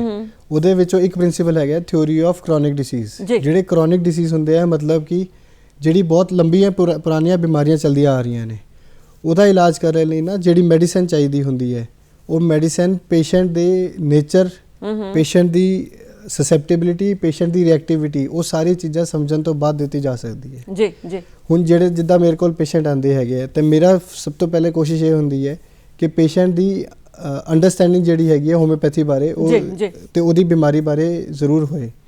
ਪੇਸ਼ੈਂਟ ਨੂੰ ਪਤਾ ਹੋਏ ਕਿ ਉਹਦੀ ਕੀ ਬਿਮਾਰੀ ਹੈ, ਉਹਦੇ ਲਾਈਫਸਟਾਈਲ 'ਚ ਕੀ ਚੇਂਜਸ ਕੀਤੇ ਜਾ ਸਕਦੇ ਜਿਹਦੇ ਨਾਲ ਉਹਦੀ ਲਾਈਫ ਤੇ ਡਿਸੀਜ਼ ਜਿਹੜੀ ਹੈ ਉਹ ਬੈਟਰ ਹੁੰਦੀ ਰਹੇ। ਤੇ ਜਿਸ ਤਰ੍ਹਾਂ ਐਗਜ਼ਾਮਪਲ ਦਿੱਤਾ ਜਾਏ ਤੇ ਬਹੁਤ ਸਾਰੇ ਪੇਸ਼ੈਂਟ ਆਉਂਦੇ ਜਿਹੜੇ ਐਸਿਡਿਟੀ ਵਾਲੇ ਹੁੰਦੇ ਆ। ਜੀ ਜੀ। ਠੀਕ ਹੈ, ਕੁਝ ਚੀਜ਼ਾਂ ਹੈਗੀਆਂ ਜਿਹੜੀ ਸਾਡੇ ਖਾਣ ਪੀਣ ਦੇ ਨਾਲ ਐਸਿਡਿਟੀ ਪ੍ਰੋਡਿਊਸ ਕਰਦੀ ਹੈ, ਪਰ ਕੁਝ ਚੀਜ਼ਾਂ ਹੁੰਦੀਆਂ ਜਿਹੜੀ ਸਾਡੀ ਹੈਬਿਟ ਤੋਂ ਐਸਿਡਿਟੀ ਪ੍ਰੋਡਿਊਸ ਕਰਦੀ ਹੈ। ਆਮ ਡਾਕਟਰ ਕੋਲ ਜਾਂਦੇ ਆ ਜਾਂ ਆਮ ਜਿਹੜੀ ਦੇਖਦੇ ਆ ਉਹ ਖਾਣ ਪੀਣ ਦੀ ਚੀਜ਼ਾਂ ਦਾ ਪਰਹੇਜ਼ ਕਰ ਸਕਦੇ ਆ ਜੀ ਜੀ, ਪਰ ਉਹਨਾਂ ਨੂੰ ਇਹ ਚੀਜ਼ ਦਾ ਬਾਰੇ ਨਹੀਂ ਕੋਈ ਦੱਸਦਾ ਕਿ ਇਹ ਇਹਨਾਂ ਦੇ ਲਾਈਫਸਟਾਈਲ ਜਾਂ ਲਾਈਫ ਹੈਬਿਟਸ ਦੇ ਬਾਰੇ ਦੇ ਕਾਰਨ ਜਿਹੜੀ ਪ੍ਰੋਬਲਮਸ ਹੈਗੀਆਂ ਇਹ ਆਉਂਦੀਆਂ ਹੈ। ਜੀ ਜੀ। ਜਿਸ ਤਰ੍ਹਾਂ ਕੁਝ ਲੋਕੀ ਖਾਂਦੇ ਹੋਏ ਬਹੁਤ ਬੋਲਦੇ ਹੈਗੇ ਜਾਂ ਟੀਵੀ ਦੇਖਦੇ ਹੋਏ ਖਾਂਦੇ ਹੈਗੇ ਜਾਂ ਫਿਰ ਖਾਣਾ ਬਹੁਤ ਤੇਜ਼ ਬਿਨਾਂ ਚੰਗੀ ਤਰ੍ਹਾਂ ਚਬਾਏ ਖਾਂਦੇ, ਉਹ ਉਸ ਚੀਜ਼ ਤੋਂ ਕੀ ਹੁੰਦਾ ਹੈ ਸਾਡੇ ਜਿਹੜਾ ਰਿਫਲੈਕਸ ਹੈਗਾ ਉਹ ਵਾਪਸ ਆਉਂਦਾ ਹੈ। ਇਹ ਪੇਸ਼ੈਂਟ ਨੂੰ ਸਮਝਾਉਣਾ ਜੇ ਉਹਦੀ ਬਿਮਾਰੀ ਇਹ ਹੈਗੀ ਹੈ ਤੇ ਇਹ ਹੈਬਿਟ ਆਪਣੀ ਠੀਕ ਕਰੇਗਾ, ਇਸ ਤੋਂ ਉਹਦੀ ਜਿਹੜੀ ਬਿਮਾਰੀ ਹੈ ਕਾਫੀ ਆਰਾਮ ਆਊਗਾ। ਬਾਕੀ ਹੋਮਿਓਪੈਥਿਕ ਮੈਡੀਸਨ ਨੇ ਜਿਹੜੀ ਹਾਈਪਰ ਸੈਂਸਿਟੀਵਿਟੀ ਤੇ ਹਾਈਪਰ ਰਿਐਕਟਿਵਿਟੀ ਹੈਗੀ ਬੋਡੀ ਦੀ ਜੀ ਉਹਨੂੰ ਕੰਟਰੋਲ ਕਰ ਦੇਣਾ ਹੈ, ਜਿਸ ਤਰ੍ਹਾਂ ਮੈਂ ਪਹਿਲਾਂ ਦੱਸਿਆ ਵਾਈਟਲ ਫੋਰਸ ਨੂੰ ਕੰਟਰੋਲ ਕਰਕੇ ਜੀ। ਠੀਕ ਹੈ, ਤੇ ਜਿਹੜੇ ਤੁਸੀਂ ਕਿਹਾ ਕਿ ਬਹੁਤ ਸਾਰੇ ਸਵਾਲ ਪੁੱਛਦਾ ਹੈ ਉਹਦਾ ਕਾਰਨ ਇਹੀ ਹੁੰਦਾ ਹੈ ਕਿ ਪੇਸ਼ੈਂਟ ਦੀ ਨੇਚਰ, ਪੇਸ਼ੈਂਟ ਦੇ ਰਿਐਕਸ਼ਨਸ, ਉਹ ਪੇਸ਼ੈਂਟ ਦੇ ਰਿਐਕਸ਼ਨ ਸਾਨੂੰ ਜਿਹੜੇ ਸਾਡੇ ਸਰੀਰ ਦੇ ਰਿਐਕਸ਼ਨ ਹੈ ਉਹ ਸਾਡੇ ਮਾਈਂਡ ਦੇ ਰਿਐਕਸ਼ਨਸ ਨਾਲ ਹੀ ਕੋਆਰਡੀਨੇਟਡ ਹੁੰਦੇ ਹੈਗੇ। ਜਿਹੜਾ ਬੰਦਾ ਬਹੁਤ ਐਗਰੈਸਿਵ ਹੁੰਦਾ ਹੈ, ਬੜਾ ਜਲਦੀ ਰਿਐਕਟ ਕਰਦਾ ਹੈ, ਉਹਦਾ ਜਿਹੜੀ ਬੋਡੀ ਹੈਗੀ ਹੈ ਉਹ ਵੀ ਮੈਡੀਸਨ ਦੇ ਛੋਟੀ ਪੋਟੈਂਸੀ ਦੇ ਚੇਂਜ ਤੋਂ ਵੀ ਉਨਾ ਹੀ ਐਗਰੈਸਿਵ ਰਿਐਕਸ਼ਨ ਦਿੰਦੀ ਹੈਗੀ ਜੀ ਜੀ। ਇਹ ਚੀਜ਼ ਨੂੰ ਸਮਝਣਾ ਇਹ ਬਹੁਤ ਜ਼ਰੂਰੀ ਹੁੰਦਾ ਹਰ ਹੋਮਿਓਪੈਥਿਕ ਡਾਕਟਰ ਲਈ। ਤੇ ਹੋਮਿਓਪੈਥਿਕ ਮੈਡੀਸਿਨਸ ਜਿਹੜੀਆਂ ਹੈਗੀਆਂ ਇਹਨਾਂ ਦੀ ਕੁਆਂਟੀਟੀ ਦੇਖੀ ਜਾਏ, ਇਹਨਾਂ ਦੀ ਪ੍ਰਕਾਰ ਦੇਖੀ ਜਾਏ, ਇਹ 3 ਤੋਂ 4000 ਮੈਡੀਸਿਨਸ ਹਰ ਚੀਜ਼ ਤੋਂ ਬਣਦੀ ਹੈਗੀ ਹੈ। ਗੋਲਡ ਤੋਂ ਵੀ ਬਣਦੀ ਹੈਗੀ ਹੈ, ਪੋਇਜ਼ਨਸ ਤੋਂ ਵੀ ਬਣਦੀ ਹੈਗੀ, ਪਲਾਂਟਸ ਤੋਂ ਵੀ ਬਣਦੀ ਹੈ, ਐਨੀਮਲਸ ਤੋਂ ਵੀ ਬਣਦੀ ਹੈਗੀ ਹੈ। ਇਹ ਜਿਹੜੇ ਉਹਨਾਂ ਵਿੱਚੋਂ ਕਿਹੜੀ ਮੈਡੀਸਨ ਕਿਸ ਬੰਦੇ ਨੂੰ ਸੂਟ ਕਰੂਗੀ, ਉਹ ਐਨੀਮਲ ਦੇ ਡੈਰੀਵੇਟਿਵ ਹੋਊਗੀ ਮੈਡੀਸਨ ਜਾਂ ਉਹ ਪਲਾਂਟ ਡੈਰੀਵੇਟਿਵ ਹੋਊਗੀ, ਉਹ ਉਹਦੀ ਨੇਚਰ ਦੇ ਉੱਪਰ ਡਿਪੈਂਡੈਂਟ ਹੁੰਦਾ ਹੈ। ਸੈਂਸਿਟਿਵ ਪਰਸਨ ਜਿਹੜੇ ਹੁੰਦੇ ਆ ਜ਼ਿਆਦਾਤਰ ਉਹ ਪਲਾਂਟ ਬੇਸਡ ਮੈਡੀਸਿਨ ਜਿਹੜੀ ਹੁੰਦੀ ਹੈ ਉਹਨੂੰ ਜ਼ਿਆਦਾ ਵਧੀਆ ਰਿਐਕਟ ਕਰਦੇ ਆ ਜੀ। ਜਿਹੜੇ ਐਗਰੈਸਿਵ ਹੋ ਗਏ ਜਾਂ ਥੋੜੇ ਹਾਈਪਰ ਐਕਟਿਵ ਹੋ ਗਏ ਉਹਨਾਂ ਨੂੰ ਐਨੀਮਲ ਬੇਸਡ ਮੈਡੀਸਿਨ ਜਿਹੜੀ ਹੈ ਉਹ ਜ਼ਿਆਦਾ ਇਫੈਕਟਿਵ ਹੁੰਦੀ ਹੈ। ਉਸੇ ਤਰ੍ਹਾਂ ਕੁਝ ਲੋਕ ਹੁੰਦੇ ਬਹੁਤ ਜ਼ਿਆਦਾ ਆਰਗੇਨਾਈਜ਼ ਹੁੰਦੇ ਆ, ਪੇਪਰ ਨੂੰ ਸਿੱਧਾ ਰੱਖਣਾ, ਫੋਟੋ ਨੂੰ ਸਿੱਧਾ ਕਰਨਾ, ਆਪਣੇ ਹੈਂਕੀ ਤੱਕ ਪ੍ਰੈਸ ਕਰਨੇ, ਅੱਛਾ ਉਹ ਚੀਜ਼ਾਂ ਨੂੰ ਉਹ ਮਿਨਰਲ ਕਿੰਗਡਮ ਤੋਂ ਡੈਰਾਈਵਡ ਮੈਡੀਸਿਨ ਜਿਹੜੀ ਹੈ ਉਹਨਾਂ ਨੂੰ ਜ਼ਿਆਦਾ ਵਧੀਆ ਰਿਜ਼ਲਟ ਦਿੰਦੀ ਹੈਗੀ। ਇਹ ਚੀਜ਼ ਸਾਰੀਆਂ ਸਮਝਣ ਲਈ ਡਾਕਟਰ ਆਪਣੇ ਪੇਸ਼ੈਂਟ ਦੀ ਅੰਡਰਸਟੈਂਡਿੰਗ ਜਿੰਨੀ ਵਧੀਆ ਕਰ ਸਕੂਗਾ ਤੇ ਉਹਦੀ ਜਿਹੜੀ ਮੈਡੀਸਿਨਸ ਦੀ ਜਿੰਨੀ ਵਧੀਆ ਅੰਡਰਸਟੈਂਡਿੰਗ ਹੋਊਗੀ ਉਹ ਬਿਮਾਰੀ ਨੂੰ ਉਹਨਾਂ ਵਧੀਆ ਇਲਾਜ ਕਰ ਸਕੇਗਾ। ਕਹਿਣ ਦਾ ਮਤਲਬ ਕਿ ਇੱਕ ਜਿਹੜਾ ਮਰੀਜ਼ ਆਂਦਾ ਉਸਦੇ ਸੁਭਾਅ ਨੂੰ ਵੀ, ਉਸਦੀ ਬਿਮਾਰੀ ਦੇ ਪਿੱਛੇ ਉਸਦੇ ਸੁਭਾਅ ਨੂੰ ਵੀ ਦੇਖਿਆ ਜਾਂਦਾ ਹੈ ਤੇ ਕੁੱਲ ਮਿਲਾ ਕੇ ਜਿਹੜੀ ਹੈ ਹੋਮਿਓਪੈਥੀ ਦਵਾਈ ਜਿਹੜੀ ਹੈ ਉਹ ਦਿੱਤੀ ਜਾਂਦੀ ਹੈ। ਬਿਲਕੁਲ, ਜਿਸ ਤਰ੍ਹਾਂ ਇੱਕ ਕਹਾਵਤ ਹੈਗੀ ਇੰਗਲਿਸ਼ ਦੀ ਬਹੁਤ ਮਸ਼ਹੂਰ, ਜੀ, ਮਾਈਂਡ ਸ਼ੇਪ ਦਾ ਬੋਡੀ, ਇਹ ਬਿਲਕੁਲ ਸਹੀ ਹੈਗਾ। ਜਿਸ ਤਰ੍ਹਾਂ ਦੀ ਸਾਡੀ ਸੋਚ ਹੈਗੀ ਹੈ, ਜਿਸ ਤਰ੍ਹਾਂ ਦਾ ਸਾਡਾ ਨੇਚਰ ਹੈਗਾ, ਸਾਡਾ ਬਿਹੇਵੀਅਰ ਹੈਗਾ, ਉਸ ਤਰ੍ਹਾਂ ਦੇ ਹੀ ਸਾਡੇ ਡਿਸੀਜ਼ ਜਿਹੜੇ ਰਿਫਲੈਕਟ ਹੁੰਦੇ ਆ। ਜੀ ਜੀ। ਜਿਸ ਤਰ੍ਹਾਂ ਲੋਕਾਂ ਨੂੰ ਆਦਤ ਹੈਗੀ ਕਿ ਹਮੇਸ਼ਾ ਸੋਚਦੇ ਹੈਗੇ ਕਿ ਮੈਂ ਇਕੱਠਾ ਕਰਨਾ ਹੈ, ਕੰਜ਼ਿਊਮ ਕਰਨਾ ਹੈ, ਐਕੂਮੂਲੇਟ ਕਰਨਾ ਹੈ, ਉਸੇ ਤਰ੍ਹਾਂ ਸਾਡੀ ਬੋਡੀ ਦੇ ਵਿੱਚ ਕੋਲੇਸਟ੍ਰੋਲ ਐਕੂਮੂਲੇਸ਼ਨ ਜਾਂ ਕੈਲਸ਼ੀਅਮ ਐਕੂਮੂਲੇਸ਼ਨ ਹੋਣੀ ਸ਼ੁਰੂ ਹੋ ਜਾਂਦੀ ਹੈ, ਜਿਹਨੂੰ ਆਪਾਂ ਪੱਥਰੀ ਕਹਿੰਦੇ ਹਾਂ। ਜੀ ਜੀ। ਜਾਂ ਕੋਲੇਸਟ੍ਰੋਲ ਹਾਈ ਕੋਲੇਸਟ੍ਰੋਲ ਹੋ ਜਾਂਦਾ ਹੈ। ਇਹ ਸਾਡੀ ਸਾਰੀ ਸੋਚ ਕਰਕੇ ਹੈਗਾ, ਕਿਉਂਕਿ ਹਰ ਬਿਮਾਰੀ ਜ਼ਰੂਰੀ ਨਹੀਂ ਹੈ ਕਿ ਜਿਹੜਾ ਬੰਦੇ ਨੂੰ ਪੱਥਰੀ ਹੋਈ ਹੈ ਉਹ ਕੈਲਸ਼ੀਅਮ ਸਪਲੀਮੈਂਟਸ ਲੈਂਦਾ ਸੀਗਾ ਜਾਂ ਉਹਨੇ ਆਪਣੀ ਡਾਈਟ ਇਸ ਤਰ੍ਹਾਂ ਦੀ ਰੱਖੀ ਹੈ ਜਾਂ ਸਪਲੀਮੈਂਟਸ ਲਿੱਤੇ ਹੈ, ਇਸ ਕਰਕੇ ਉਹਦੇ ਪੱਥਰੀ ਹੋਈ ਹੈ। ਕੁਝ ਚੀਜ਼ਾਂ ਹੁੰਦੀਆਂ ਜਿਹੜੀ ਸਾਡੇ ਮਾਈਂਡ ਦੇ ਵਿੱਚ ਹਮੇਸ਼ਾ ਘੁੰਮ ਰਹੀਆਂ ਹੁੰਦੀਆਂ ਦਿਨ ਰਾਤ, ਉਹ ਸਾਡੀ ਬੋਡੀ ਦੀ ਰਿਐਕਸ਼ਨਸ ਦੇ ਵਿੱਚ ਵੀ ਆ ਜਾਂਦੀ ਹੈ। ਹੁਣ ਇਹ ਚੀਜ਼ ਨੂੰ ਸਮਝਣ ਲਈ ਪੇਸ਼ੈਂਟ ਨਾਲ ਲੰਬੀ ਗੱਲਾਂ ਬਾਤਾਂ ਕਰਨੀਆਂ ਜ਼ਰੂਰੀ ਹੋ ਜਾਂਦੀਆਂ। ਬਿਲਕੁਲ ਤੁਸੀਂ ਠੀਕ ਕਿਹਾ। ਤੇ ਜੇ ਪਰਹੇਜ਼ ਦੀ ਗੱਲ ਕਰੀਏ, ਆਮ ਤੌਰ ਤੇ ਇਹ ਵੀ ਇੱਕ ਧਾਰਨਾ ਹੈ ਕਿ ਜੇ ਅਸੀਂ ਹੋਮਿਓਪੈਥੀ ਮੈਡੀਸਨ ਲੈ ਰਹੇ ਹਾਂ ਤੇ ਸਾਨੂੰ ਬਹੁਤ ਪਰਹੇਜ਼ ਕਰਨਾ ਪੈਣਾ ਹੈ। ਕੁਝ ਇੱਕ ਪਰਹੇਜ਼ ਜਿਹੜੇ ਸਾਰਿਆਂ ਨੂੰ ਪਤਾ ਹੈ ਕਿ ਕੱਚਾ ਪਿਆਜ਼ ਨਹੀਂ ਖਾਣਾ ਜਾਂ ਫਿਰ ਪਰਫਿਊਮਸ ਵਗੈਰਾ ਦਾ ਇਸਤੇਮਾਲ ਨਹੀਂ ਕਰਦਾ, ਖੁਸ਼ਬੂ ਵਾਲੀਆਂ ਚੀਜ਼ਾਂ ਨਹੀਂ ਖਾਣੀਆਂ ਵੀ ਨਹੀਂ ਤੇ ਲਗਾਉਣੀਆਂ ਵੀ ਨਹੀਂ। ਐਸੇ ਕੁਝ ਪਰਹੇਜ਼ ਨੇ ਜਿਹੜੇ ਕਿ ਬੜੇ ਕਾਮਨ ਨੇ, ਜਿਹੜੇ ਸਾਰੇ ਹੀ ਜਾਣਦੇ ਨੇ। ਕਿ ਐਸੇ ਪਰਹੇਜ਼ ਹਰ ਇੱਕ ਨੂੰ ਕਰਨੇ ਪੈਂਦੇ ਨੇ? ਮੈਡੀਸਿਨਸ ਦੇ ਜਿਹੜੇ ਪਰਹੇਜ਼ ਹੈਗੇ ਆ ਉਹ ਬਹੁਤ ਮਿਨੀਮਮ ਹੁੰਦੇ ਆ ਕਿ ਮੈਡੀਸਨ ਤੋਂ 10-15 ਮਿੰਟ ਪਹਿਲਾਂ ਬਾਅਦ ਚੋਂ ਕੁਝ ਨਹੀਂ ਖਾਣਾ ਹੈ, ਸਿਰਫ ਪਾਣੀ ਪੀ ਸਕਦੇ ਹਾਂ। ਜੀ ਠੀਕ ਹੈ। ਮਗਰ ਜਿਹੜੇ ਇਹ ਪਰਹੇਜ਼ ਹੈਗੇ ਆ, ਇਹ ਐਕਚੁਅਲੀ ਜਿਹੜੇ ਪਰਹੇਜ਼ ਹੈਗੇ ਇਹ ਸਾਡੀ ਬਿਮਾਰੀ ਦੇ ਉੱਪਰ ਹੈਗੇ। ਜਿੱਦਾਂ ਕੱਚਾ ਪਿਆਜ਼ ਨਾ ਖਾਣਾ ਜਾਂ ਸਮੈਲ ਵਾਲੀ ਚੀਜ਼ਾਂ ਨੂੰ ਅਵੋਇਡ ਕਰਨਾ ਹੈ, ਉਹ ਇਸ ਲਈ ਕੀਤਾ ਜਾਂਦਾ ਹੈ ਕਿ ਜਿਹੜੀ ਚੀਜ਼ਾਂ ਦੀ ਸਮੈਲ ਜ਼ਿਆਦਾ ਹੁੰਦੀ ਹੈ ਉਹ ਸਾਡੀ ਬੋਡੀ ਦੇ ਵਿੱਚ ਸਿਕ੍ਰੀਸ਼ਨਸ ਨੂੰ ਸਟਿਮੂਲੇਟ ਕਰਦੀ ਹੈਗੀ ਹੈ। ਉਹ ਸਟਿਮੂਲੇਸ਼ਨ ਜਿਹੜੀ ਹੈਗੀ ਸਿਕ੍ਰੀਸ਼ਨਸ ਅਪ ਡਾਊਨ ਹੁੰਦੀ ਹੈਗੀ ਹੈ, ਉਸਦੇ ਕਰਕੇ ਜਿਹੜੀ ਕਫ ਦੀ ਦਿੱਕਤ ਹੈ, ਜਿਹੜੀ ਆਪਾਂ ਆਯੁਰਵੈਦਿਕ ਚ ਜਾਂ ਬਾਕੀਆਂ ਨੂੰ ਲੇਮੈਨ ਲਈ ਕਫ ਕਹਿੰਦੇ ਆ ਉਹਨੂੰ, ਕਫ ਰੇਸ਼ਾ ਬਣਨਾ, ਉਹ ਰੇਸ਼ੇ ਵਾਲੀ ਜਿਹੜੀ ਬਿਮਾਰੀਆਂ ਹੈ ਉਹਦੇ ਲਈ ਪਿਆਜ਼ ਮਨਾ ਕੀਤਾ ਜਾਂਦਾ ਹੈ। ਜਿਵੇਂ ਕਿਸੇ ਨੂੰ ਲਿਵਰ ਡਿਸੀਜ਼ ਹੈਗੀ ਹੈ ਉਹਦੇ ਲਈ ਉਹਨੂੰ ਐਲਕੋਹਲ ਮਨਾ ਕੀਤੀ ਜਾਂਦੀ ਹੈ। ਜਾਂ ਗਰਮ ਤਸੀਰ ਵਾਲੀ ਚੀਜ਼ਾਂ ਹੋ ਗਈ, ਡਰਾਈ ਫਰੂਟ ਹੋ ਗਏ, ਉਹਦੇ ਪ੍ਰੀਕਾਸ਼ਨਸ ਨਾਲ ਲੈਣੇ ਜ਼ਰੂਰੀ ਹੈਗੇ। ਜਿਵੇਂ ਡਰਾਈ ਫਰੂਟ ਲੈਣੇ ਆ ਤੇ ਉਹ ਭਿਓ ਕੇ ਰੱਖਣੇ ਹੈਗੇ, ਉਹ ਚੀਜ਼ਾਂ ਜਿਹੜੀਆਂ ਇਹ ਸਮਝਾਈਆਂ ਜਾਂਦੀਆਂ। ਇਹ ਹੀ ਪਰਹੇਜ਼ ਹੈਗੇ ਜਿਹੜੇ ਹੋਮਿਓਪੈਥੀ ਦੇ ਪਰਹੇਜ਼ ਹੈ। ਪਰ ਇਹ ਪਰਹੇਜ਼ ਹੋਮਿਓਪੈਥੀ ਦੇ ਨਹੀਂ, ਇਹ ਪਰਹੇਜ਼ ਜਿਹੜੇ ਆ ਬਿਮਾਰੀ ਦੇ ਹੈਗੇ। ਮਿੱਠੇ ਸ਼ੂਗਰ ਦੇ ਪੇਸ਼ੈਂਟ ਨੂੰ ਮਿੱਠਾ ਛੱਡਣਾ ਪੈਣਾ, ਇਹ ਪਰਹੇਜ਼ ਤਾਂ ਹੈਗਾ ਹੀ ਹੈ। ਇਹ ਤਾਂ ਹੈ ਹੀ। ਇਹ ਤਾਂ ਜੇ ਤੁਸੀਂ ਕੋਈ ਵੀ ਪੈਥੀ ਇਸਤੇਮਾਲ ਕਰ ਰਹੇ ਹੋ ਤੇ ਉਹ ਕੁਝ ਪਰਹੇਜ਼ ਬੇਸਿਕਲੀ ਬੋਡੀ ਦਾ ਜਿਹੜਾ ਰਿਐਕਸ਼ਨ ਹੈਗਾ ਤੇ ਬੋਡੀ ਦਾ ਮੈਕੈਨਿਜ਼ਮ ਹੈਗਾ, ਉਹਨੂੰ ਠੀਕ ਰੱਖਣ ਲਈ ਇਹ ਪਰਹੇਜ਼ ਜ਼ਰੂਰੀ ਹੋ ਜਾਂਦੇ ਆ। ਜੀ। ਤੇ ਡਾਕਟਰ ਸਾਹਿਬ ਇਹ ਵੀ ਗੱਲ ਸੱਚ ਹੈ ਕਿ ਜੇ ਅਸੀਂ ਹੋਮਿਓਪੈਥੀ ਮੈਡੀਸਨ ਲੈ ਰਹੇ ਹਾਂ ਤੇ ਇਸ ਤੋਂ ਪਹਿਲਾਂ ਜੇ ਅਸੀਂ ਐਲੋਪੈਥੀ ਕੋਈ ਮੈਡੀਸਨ ਲੈ ਰਹੇ ਸੀ ਜਾਂ ਫਿਰ ਅਸੀਂ ਕੋਈ ਆਯੁਰਵੈਦਿਕ ਮੈਡੀਸਨ ਲੈ ਰਹੇ ਸੀ, ਸਾਨੂੰ ਉਹ ਮੈਡੀਸਿਨਸ ਬੰਦ ਕਰਨੀਆਂ ਪੈਣਗੀਆਂ, ਫਿਰ ਹੋਮਿਓਪੈਥੀ ਦੀ ਦਵਾਈ ਜਿਹੜਾ ਹੈ ਪੂਰੀ ਤਰ੍ਹਾਂ ਸਾਡੇ ਤੇ ਅਸਰ ਕਰੇਗੀ। ਇਹ ਜਿਹੜਾ ਧਾਰਨਾ ਸੀਗੀ, ਇਹ ਪੁਰਾਣੀ ਜਿਹੜੀ ਮੈਡੀਸਿਨਸ ਹੁੰਦੀਆਂ ਸੀਗੀਆਂ ਨਾ, ਜਿਹੜੀ ਸਿੰਗਲ ਮੈਡੀਸਨ ਦੇਣੀ ਜਾਂ ਲੋ ਪੋਟੈਂਸੀ ਦੀ ਮੈਡੀਸਿਨਸ ਦੇਣੀਆਂ, ਉਦੋਂ ਹਾਈ ਪੋਟੈਂਸੀਸ ਇੰਨੀ ਈਜ਼ੀਲੀ ਅਵੇਲੇਬਲ ਨਹੀਂ ਹੁੰਦੀ ਸੀ। ਹੁਣ ਮਸ਼ੀਨ ਹੋ ਗਈ ਹੈ, ਹੁਣ ਈਜ਼ੀਲੀ ਪ੍ਰਿਪਰੇਸ਼ਨ ਹੋ ਜਾਂਦੀ ਹੈ ਤੇ ਹਾਈ ਪੋਟੈਂਸੀਸ ਵੀ ਅਵੇਲੇਬਲ ਹੋ ਜਾਂਦੀ ਹੈ। ਤੇ ਜਿਹੜੀ ਹੋਮਿਓਪੈਥਿਕ ਮੈਡੀਸਨ ਹੈ ਤੇ ਜਿਹੜੀ ਐਲੋਪੈਥਿਕ ਮੈਡੀਸਨ, ਉਹਨਾਂ ਦਾ ਕੰਮ ਕਰਨ ਦਾ ਤਰੀਕਾ ਬਿਲਕੁਲ ਡਿਫਰੈਂਟ ਹੈ। ਹੋਮਿਓਪੈਥਿਕ ਮੈਡੀਸਨ ਨੇ ਸਾਡੀ ਵਾਈਟਲ ਫੋਰਸ ਤੇ, ਸਾਡੀ ਬੋਡੀ ਦੇ ਰਿਐਕਸ਼ਨ ਤੇ ਕੰਮ ਕਰਨਾ ਹੈ। ਤੇ ਐਲੋਪੈਥਿਕ ਜਾਂ ਆਯੁਰਵੈਦਿਕ ਜਾਂ ਕਿਸੇ ਤਰ੍ਹਾਂ ਦੀ ਹੋਰ ਮੈਡੀਸਿਨਸ ਹੁੰਦੀ ਹੈ, ਉਹ ਉਸ ਚੀਜ਼ ਨੂੰ ਸਿਰਫ ਉਹਦੇ ਡਿਸੀਜ਼ ਦੇ ਉੱਪਰ ਐਕਸ਼ਨ ਲੈਂਦੀ ਹੈਗੀ ਹੈ। ਜਿਸ ਤਰ੍ਹਾਂ ਮੈਂ ਐਗਜ਼ਾਮਪਲ ਦੇਵਾਂ ਤਾਂ ਜੇ ਕਿਸੇ ਪੇਸ਼ੈਂਟ ਨੂੰ ਸ਼ੂਗਰ ਦੀ ਬਿਮਾਰੀ ਹੈਗੀ ਹੈ, ਜਿਹੜੀ ਐਲੋਪੈਥਿਕ ਮੈਡੀਸਨ ਹੈਗੀ ਹੈ ਉਹਨੇ ਸ਼ੂਗਰ ਨੂੰ ਡਿਕਰੀਜ਼ ਕਰਨਾ ਹੈ। ਬੋਡੀ ਦੇ ਚਾਹੇ ਕਿਡਨੀ ਦੇ ਥਰੂ ਸ਼ੂਗਰ ਰਿਲੀਜ਼ ਹੋਏ ਜਾਂ ਬੋਡੀ ਸ਼ੂਗਰ ਨੂੰ ਕੰਜ਼ਿਊਮ ਕਰ ਲੇ, ਬਲੱਡ ਦੀ ਸ਼ੂਗਰ ਘਟਾ ਦੂਗੀ। ਪਰ ਹੋਮਿਓਪੈਥੀ ਦਾ ਐਕਸ਼ਨ ਜਿਹੜਾ ਹੁੰਦਾ ਹੈ ਉਹ ਵਾਈਟਲ ਫੋਰਸ ਤੇ ਹੁੰਦਾ ਹੈ, ਉਹ ਬੋਡੀ ਦੇ ਆਰਗਨਸ ਤੇ ਹੁੰਦਾ ਹੈ, ਉਹ ਪੈਂਕਰੀਆਸ ਨੂੰ ਸਟਿਮੂਲੇਟ ਕਰਦੀ ਹੈਗੀ ਹੈ, ਜਿਸ ਦੇ ਨਾਲ ਪੈਂਕਰੀਆਸ ਆਪਣਾ ਫੰਕਸ਼ਨਿੰਗ ਪ੍ਰੋਪਰ ਕਰਦੇ ਤੇ ਉਹਨਾਂ ਦੀ ਫੰਕਸ਼ਨਿੰਗ ਇਹੀ ਹੈਗੀ ਹੈ ਕਿ ਬੋਡੀ ਦੀ ਬਲੱਡ ਸ਼ੂਗਰ ਜਿਹੜੀ ਹੈਗੀ ਹੈ ਉਹਨੂੰ ਮੈਨੇਜ ਕਰਨਾ ਹੈ। ਜੇ ਹਾਈ ਹੈਗੀ ਹੈ ਉਹਨੂੰ ਲੋ ਕਰਨਾ ਹੈ, ਜੇ ਲੋ ਹੈਗੀ ਹੈ ਉਹਨੂੰ ਨਾਰਮਲ ਕਰਨਾ ਹੈ। ਇਸੇ ਲਈ ਹੋਮਿਓਪੈਥਿਕ ਮੈਡੀਸਨ ਦੇ ਕੋਈ ਸਾਈਡ ਇਫੈਕਟ ਨਹੀਂ ਹੁੰਦੇ। ਜੀ, ਇਹੀ ਗੱਲ ਮੈਂ ਹੁਣ ਕਰਨੀ ਸੀ ਕਿ ਜੇ ਅਸੀਂ ਹੋਮਿਓਪੈਥੀ ਮੈਡੀਸਿਨਸ ਲੈ ਰਹੇ ਹਾਂ ਤੇ ਕਾਫੀ ਦੇਰ ਜੇ ਸਾਨੂੰ ਲੈਣੀ ਪੈਂਦੀ ਹੈ, ਜਿੱਦਾਂ 6-7-8 ਮਹੀਨੇ ਲੈਣੀ ਪੈਂਦੀ ਹੈ, ਕਿ ਉਹਦਾ ਕੋਈ ਸਾਈਡ ਇਫੈਕਟ ਵੀ ਨਿਕਲਦਾ? ਹੋਮਿਓਪੈਥਿਕ ਮੈਡੀਸਨ ਜਿਹੜੀ ਆਪਾਂ ਯੂਜ਼ ਕਰਦੇ ਹਾਂ, ਆਪਾਂ ਲੈ ਰਹੇ ਹਾਂ, ਉਹ ਸਾਡੀ ਬੋਡੀ ਦੇ ਆਰਗਨਸ ਤੇ ਸਾਡੀ ਬੋਡੀ ਤੇ ਐਕਸ਼ਨ ਲੈਂਦੀ ਹੈ ਇਸ ਤਰ੍ਹਾਂ ਦਾ ਕਿ ਬੋਡੀ ਆਪਣਾ ਕੰਮ ਪ੍ਰੋਪਰਲੀ ਨਾਰਮਲੀ ਕਰੇ ਜੀ। ਠੀਕ ਹੈ, ਇਸ ਕਰਕੇ ਇਹ ਮੰਨਿਆ ਜਾਂਦਾ ਹੈ ਕਿ ਬੋਡੀ ਜਿਹੜੀ ਹੈ ਉਹਦੇ ਸਾਈਡ ਇਫੈਕਟ ਨਹੀਂ ਆਉਗੇ ਜੀ। ਮਗਰ ਜੇ ਆਪਾਂ ਗਲਤ ਮੈਡੀਸਨ ਚਾਹੇ ਇੰਟਰਨੈਟ ਤੋਂ ਦੇਖ ਕੇ ਜਾਂ ਆਪਣੇ ਆਪ ਹੀ ਜਾਂ ਉਹਨੇ ਲਿੱਤੀ ਸੀ ਤਾਂ ਮੈਂ ਵੀ ਲੈ ਲਵਾਂ, ਉਹ ਚੀਜ਼ ਕਰੀਏ ਤੇ ਉਹ ਲੌਂਗ ਟਰਮ ਲੈਂਦੇ ਰਹੀ, ਉਹ ਮੈਡੀਸਨ ਦੇ ਆਪਣੇ ਡਰਗ ਪ੍ਰੂਵਿੰਗ ਹੋ ਸਕਦੀ ਹੈ। ਉਹ ਮੈਡੀਸਨ ਬੋਡੀ ਦੇ ਵਿੱਚ ਆਪਣੇ ਇਫੈਕਟਸ ਪ੍ਰੋਡਿਊਸ ਕਰ ਸਕਦੀ ਹੈ, ਉਹ ਨੇਚਰ ਦੇ ਵਿੱਚ ਤੇ ਬੋਡੀ ਦੇ ਰਿਐਕਸ਼ਨਸ ਦੇ ਵਿੱਚ ਚੇਂਜਸ ਲਿਆ ਸਕਦੀ ਹੈ ਜੀ ਜੀ। ਇਸ ਲਈ ਮੈਂ ਸਾਰਿਆਂ ਨੂੰ ਇਹੀ ਸੁਜੈਸਟ ਕਰੂੰਗਾ ਕਿ ਹੋਮਿਓਪੈਥਿਕ ਮੈਡੀਸਨ ਕਦੇ ਵੀ ਲਿੱਤੀ ਜਾਏ ਤਾਂ ਡਾਕਟਰ ਦੀ ਸਲਾਹ ਦੇ ਨਾਲ ਹੀ ਲਿੱਤੀ ਜਾਏ। ਜੀ, ਤੁਸੀਂ ਬਿਲਕੁਲ ਠੀਕ ਕਿਹਾ। ਤੇ ਡਾਕਟਰ ਸਾਹਿਬ, ਜਦੋਂ ਹੋਮਿਓਪੈਥੀ ਮੈਡੀਸਿਨਸ ਦਾ ਖਿਆਲ ਆਉਂਦਾ ਹੈ ਜਾਂ ਅਸੀਂ ਸੋਚਦੇ ਹਾਂ ਕਿ ਹੁਣ ਜੇ ਕੋਈ ਸਾਨੂੰ ਸਮੱਸਿਆ ਤੇ ਅਸੀਂ ਹੋਮਿਓਪੈਥੀ ਮੈਡੀਸਿਨ ਲਈਏ ਤਾਂ ਉਹੀ ਦਿਮਾਗ ਦੇ ਵਿੱਚ ਆਉਂਦਾ ਹੈ ਚੀਨੀ ਵਾਲੀਆਂ ਛੋਟੀਆਂ ਗੋਲੀਆਂ ਜਿਹੜੀਆਂ ਹੈ ਨਾ, ਉਹੀ ਦਿਮਾਗ ਦੇ ਵਿੱਚ ਆਉਂਦੀਆਂ ਕਿ ਸਾਨੂੰ ਹੋਮਿਓਪੈਥ ਵੱਲੋਂ, ਹੋਮਿਓਪੈਥੀ ਡਾਕਟਰ ਵੱਲੋਂ ਉਹ ਜਿਹੜੀ ਦਵਾਈ ਦੇ ਤੌਰ ਤੇ ਉਹੀ ਮਿਲਣਗੀਆਂ। ਤੇ ਕੀ ਹਰ ਇੱਕ ਨੂੰ ਉਹੀ ਟੈਬਲੇਟਸ ਦਿੱਤੀਆਂ ਜਾਂਦੀਆਂ ਨੇ ਕਿ ਹੋਰ ਵੀ ਦਵਾਈਆਂ ਹੋਮਿਓਪੈਥੀ ਦੇ ਵਿੱਚ ਆਉਂਦੀਆਂ ਨੇ? ਜਿਹੜੀ ਉਹ ਸਾਡੀ ਮਿੱਠੀਆਂ ਗੋਲੀਆਂ ਜਿਹਨੂੰ ਕਹਿੰਦੇ ਆ, ਉਹ ਗਲੋਬਿਊਲਸ ਹੈ, ਉਹ ਸਾਡੀ ਮੈਡੀਸਨ ਦਾ ਇੱਕ ਵਹੀਕਲ ਹੈਗਾ ਜਿਹੜਾ ਉਹ ਇੱਕ ਮੈਡੀਸਨ ਨੂੰ ਬਾਹਰੋਂ ਜਾਂ ਸਾਡੀ ਜੀਭ ਤੋਂ ਸਾਡੇ ਦਿਮਾਗ ਦੇ ਵਿੱਚ, ਸਾਡੇ ਆਰਗਨਸ ਦੇ ਵਿੱਚ ਲੈ ਕੇ ਜਾ ਰਹੀ।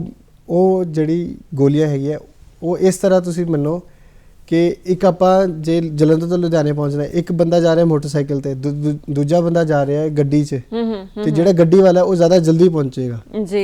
ਇਸੇ ਤਰ੍ਹਾਂ ਜਿਹੜਾ ਉਹ ਵਹੀਕਲ ਹੈਗਾ, ਉਹ ਵਹੀਕਲ ਗੋਲੀਆਂ ਹੈ, ਉਹ ਗੋਲੀਆਂ ਜਿਹੜੀਆਂ ਹੈ ਉਹ ਜਲਦੀ ਮੈਡੀਸਨ ਦਾ ਐਕਸ਼ਨ ਲੈ ਕੇ ਆਉਂਦੀ ਹੈ। ਇਸ ਲਈ ਮੋਸਟਲੀ ਡਾਕਟਰ ਪ੍ਰੈਫਰ ਇਹ ਕਰਦੇ ਆ, ਪਰ ਕੁਝ ਮੈਡੀਸਿਨਸ ਹੈਗੀਆਂ ਜਿਹੜੀਆਂ ਗੋਲੀਆਂ ਦੇ ਵਿੱਚ ਨਹੀਂ ਦਿੱਤੀਆਂ ਜਾ ਸਕਦੀਆਂ, ਉਹ ਫਿਰ ਲਿਕੁਇਡ ਫਾਰਮ 'ਚ ਦਿੱਤੀ ਜਾਂਦੀ ਹੈਗੀ ਹੈ। ਮੇਰੀ ਆਪਣੀ ਪ੍ਰੈਕਟਿਸ ਦੇ ਵਿੱਚ ਮੋਸਟਲੀ ਇਹ ਹੁੰਦਾ ਹੈ ਕਿ ਜਿਹੜੇ ਪੇਸ਼ੈਂਟ ਨੂੰ ਐਕਿਊਟ ਪ੍ਰੋਬਲਮ ਹੈਗੀ ਹੈ ਉਹਨੂੰ ਗੋਲੀਆਂ ਦੇ ਨਾਲ ਹੀ ਮੈਨੇਜ ਹੋ ਜਾਂਦਾ ਹੈ, ਪਰ ਕੁਝ ਮੈਡੀਸਿਨ ਜਿਹੜੀ ਲੌਂਗ ਚੱਲਣੀ ਹੈਗੀ ਹੈ ਤੇ ਉਹਦਾ ਰਿਐਕਸ਼ਨ ਸਲੋ ਆਉਣਾ ਹੈਗਾ, ਉਹ ਮੈਡੀਸਿਨਸ ਲਿਕੁਇਡ ਫਾਰਮ 'ਚ ਵੀ ਦਿੱਤੀਆਂ ਜਾਂਦੀਆਂ ਨੇ। ਤੇ ਫਿਰ ਜਿੱਦਾਂ ਸ਼ੂਗਰ ਦੀਆਂ ਇਹ ਮਿੱਠੀਆਂ ਗੋਲੀਆਂ, ਤੇ ਜਿਨ੍ਹਾਂ ਨੂੰ ਸ਼ੂਗਰ ਦੀ ਪ੍ਰੋਬਲਮ ਹੈ, ਡਾਇਬੀਟੀਜ਼ ਹੈ ਜਿਨ੍ਹਾਂ ਨੂੰ, ਉਹਨਾਂ ਨੂੰ ਇਹਦਾ ਕੋਈ ਨੁਕਸਾਨ ਤਾਂ ਨਹੀਂ ਹੁੰਦਾ? ਕੋਈ ਸ਼ੂਗਰ ਲੈਵਲ ਤਾਂ ਨਹੀਂ ਵੱਧ ਜਾਂਦਾ ਇਹਨਾਂ ਗੋਲੀਆਂ ਦੇ ਨਾਲ? ਨਹੀਂ, ਇਹ ਜਿਹੜੀ ਮੈਡੀਸਿਨਸ ਹੁੰਦੀਆਂ ਹੈ, ਇਹ ਗਲੋਬਿਊਲਸ ਦੀ ਜਿਹੜੀ ਪ੍ਰਿਪਰੇਸ਼ਨ ਹੈਗੀ ਹੈ, ਇਹ ਬਹੁਤ ਹੀ ਫਾਈਨ ਪ੍ਰੋਸੈਸ ਹੈਗਾ।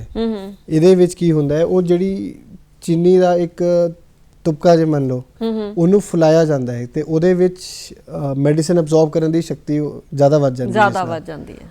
ਪਰ ਉਹਦਾ ਜੇ ਆਪਾਂ ਦੇਖੀਏ ਕੈਲਰੀ ਕਾਊਂਟ ਜਾਂ ਸ਼ੂਗਰ ਜਿਹੜਾ ਉਹ ਪ੍ਰੋਡਿਊਸ ਕਰੂਗਾ, ਗਲੂਕੋਸ ਕਾਊਂਟ, ਉਹ ਬਹੁਤ ਘੱਟ ਹੁੰਦਾ ਹੈ। ਉਹਦੇ ਨਾਲ ਬੋਡੀ ਦੀ ਸ਼ੂਗਰ ਜਿਹੜੀ ਹੈ ਉਹ ਬਹੁਤ ਨਿਗਲੇਜੀਬਲ ਚੇਂਜ ਹੁੰਦੀ ਹੈ। ਇਹਦੇ ਨਾਲ ਕਿਸੇ ਡਾਇਬੀਟਿਕ ਪੇਸ਼ੈਂਟ ਦੀ ਸ਼ੂਗਰ ਵੱਧ ਜਾਣਾ ਇਹ ਪੋਸੀਬਲ ਨਹੀਂ ਹੈ। ਜੀ ਜੀ, ਇਹ ਪੋਸੀਬਲ ਨਹੀਂ ਹੈ, ਬਿਲਕੁਲ ਤੁਸੀਂ ਠੀਕ ਕਿਹਾ। ਤੇ ਹੋਮਿਓਪੈਥੀ ਬਾਰੇ ਅਸੀਂ ਲਗਾਤਾਰ ਗੱਲਬਾਤ ਕਰ ਰਹੇ ਹਾਂ ਤੇ ਗੱਲਬਾਤ ਇਸ ਤਰ੍ਹਾਂ ਕਰਦੇ ਰਵਾਂਗੇ ਪਰ ਇਸ ਗੀਤ ਤੋਂ ਬਾਅਦ।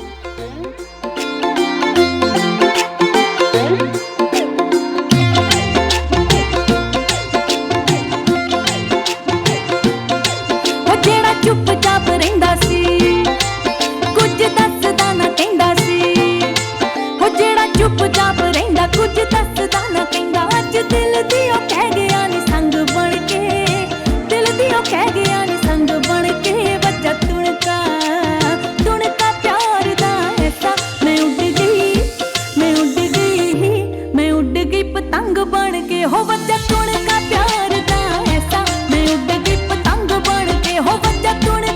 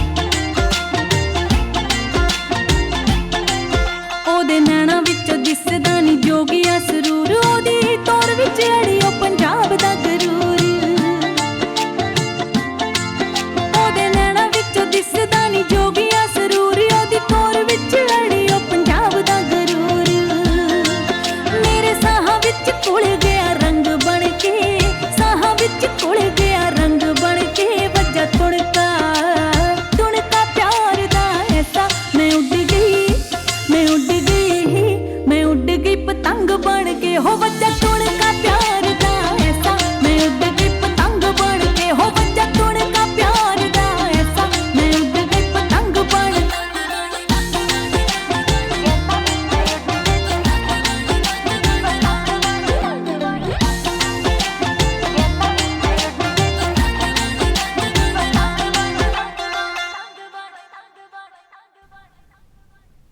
ਤੁਸੀਂ ਵੇਖ ਰਹੇ ਹੋ ਜੀ ਪ੍ਰੋਗਰਾਮ ਗੱਲਾਂ ਤੇ ਗੀਤ ਤੇ ਹੋਮਿਓਪੈਥੀ ਬਾਰੇ ਅਸੀਂ ਲਗਾਤਾਰ ਗੱਲਬਾਤ ਕਰ ਰਹੇ ਹਾਂ। ਡਾਕਟਰ ਤਰੁਣ ਜੈਨ ਜੀ ਸਟੂਡੀਓ ਦੇ ਵਿੱਚ ਮੇਰੇ ਨਾਲ ਨੇ ਤੇ ਹੁਣ ਇਹਨਾਂ ਤੋਂ ਜਾਣਦੇ ਹਾਂ ਕਿ ਇਦਾਂ ਕਿਹਾ ਜਾਂਦਾ ਹੈ ਕਿ ਜੇ ਅਸੀਂ ਹੋਮਿਓਪੈਥੀ ਮੈਡੀਸਿਨ ਲਈਏ ਤੇ ਜੇ ਸਾਨੂੰ ਕੋਈ ਕ੍ਰੋਨਿਕ ਬਿਮਾਰੀ ਹੈ ਜਾਂ ਫਿਰ ਕਿਸੇ ਬਿਮਾਰੀ ਦੀ ਸ਼ੁਰੂਆਤ ਹੈ ਤੇ ਉਹ ਜੜ ਤੋਂ ਖਤਮ ਹੋ ਸਕਦੀ ਹੈ। ਕੀ ਕਹਿਣਾ ਡਾਕਟਰ ਸਾਹਿਬ ਤੁਹਾਡਾ ਇਸ ਬਾਰੇ? ਹੋਮਿਓਪੈਥੀ ਦਾ ਜਿਹੜਾ ਬੇਸਿਕ ਪ੍ਰਿੰਸੀਪਲ ਹੈਗਾ ਉਹ ਪ੍ਰਿੰਸੀਪਲ ਹੈਗਾ ਕਿ ਬੋਡੀ ਦੀ ਰਿਐਕਟਿਵਿਟੀ ਨੂੰ ਆਪਾਂ ਇੰਕਰੀਜ਼ ਕੀਤਾ ਜਾਏ। ਮੈਡੀਸਨ ਉਹੀ ਬੰਦੀ ਹੈਗੀ ਹੈ ਜਿਹੜੀ ਉਹ ਡਿਸੀਜ਼ ਪ੍ਰੋਡਿਊਸ ਕਰ ਸਕਦੀ ਹੈ ਤੇ ਉਹਨੂੰ ਜਦੋਂ ਆਪਾਂ ਹੋਮਿਓਪੈਥਿਕ ਮੈਡੀਸਨ ਦੇ ਵਿੱਚ ਦਿੰਦੇ ਹੈਗੇ ਆ ਆਪਾਂ ਉਹਦੀ એનર્ਜੀ ਪੋਟੈਂਟਾਈਜ਼ ਕਰਕੇ ਦਿੱਤੀ ਜਾਂਦੀ ਹੈਗੀ। ਉਹ ਬੋਡੀ ਦੇ ਰਿਐਕਸ਼ਨਸ ਨੂੰ ਇਸ ਤਰ੍ਹਾਂ ਮੈਨੀਪੂਲੇਟ ਕਰਦੀ ਹੈਗੀ ਜੀ ਕਿ ਉਹ ਜਿਹੜੀ ਬੋਡੀ ਦੀ ਵਾਈਟਲ ਫੋਰਸ ਹੈਗੀ ਹੈ ਬੋਡੀ ਦੇ ਰਿਐਕਸ਼ਨਸ ਹੈਗੇ ਬਿਹੇਵੀਅਰ ਚੇਂਜਸ ਹੈਗੇ ਆ ਉਹ ਉਸ ਡਿਸੀਜ਼ ਤੋਂ ਫਾਈਟ ਬੈਕ ਕਰਦੇ ਹੈਗੇ ਆਪਣੇ ਆਪ ਅੰਦਰੋਂ। ਇਹ ਚੀਜ਼ ਇਸ ਲਈ ਆਪਾਂ ਇਹਨੂੰ ਕਹਿ ਸਕਦੇ ਕਿ ਜੜੋਂ ਠੀਕ ਕਰਦੀ ਹੈਗੀ ਕਿਉਂਕਿ ਬੋਡੀ ਨੂੰ ਉਹ ਫਿਰ ਤੋਂ ਯਾਦ ਕਰਾਇਆ ਜਾਂਦਾ ਹੈਗਾ ਕਿ ਕਿਸ ਤਰ੍ਹਾਂ ਆਪਾਂ ਉਸ ਡਿਸੀਜ਼ ਨੂੰ ਲੜਨਾ ਹੈ। ਉਹ ਜਦੋਂ ਡਿਸੀਜ਼ ਫਿਰ ਦੁਬਾਰਾ ਐਕਸ਼ਨ ਸਾਡੇ ਤੇ ਅਟੈਕ ਕਰਦਾ ਹੈ ਬੋਡੀ ਦੇ ਰਿਐਕਸ਼ਨਸ ਪਹਿਲਾਂ ਤੋਂ ਪ੍ਰੀਪੇਅਰਡ ਹੁੰਦੇ ਹੈ ਕਿ ਆਪਾਂ ਉਸ ਬਿਮਾਰੀ ਨਾਲ ਕਿਸ ਤਰ੍ਹਾਂ ਲੜਨਾ ਹੈਗਾ। ਜੀ ਜੀ ਬਿਲਕੁਲ ਤੁਸੀਂ ਠੀਕ ਆ। ਤੇ ਜੇ ਗੱਲ ਕਰੀਏ ਐਲਰਜੀ ਦੀ ਤੇ ਜਿਸਦਾ ਬਹੁਤ ਤਰ੍ਹਾਂ ਦੀਆਂ ਐਲਰਜੀਜ਼ ਜਿਹੜੀਆਂ ਉਹ ਹੁੰਦੀਆਂ ਨੇ ਕਿਸੇ ਨੂੰ ਕਿਸੇ ਚੀਜ਼ ਤੋਂ ਐਲਰਜੀ ਹੋ ਸਕਦੀ ਹੈ ਕਿਸੇ ਨੂੰ ਕਿਸੇ ਹੋਰ ਚੀਜ਼ ਤੋਂ ਹੋ ਸਕਦੀ ਹੈ। ਕੀ ਹਰ ਤਰ੍ਹਾਂ ਦੀ ਐਲਰਜੀ ਦਾ ਇਲਾਜ ਹੋਮਿਓਪੈਥੀ ਦੇ ਵਿੱਚ ਸੰਭਵ ਹੈ?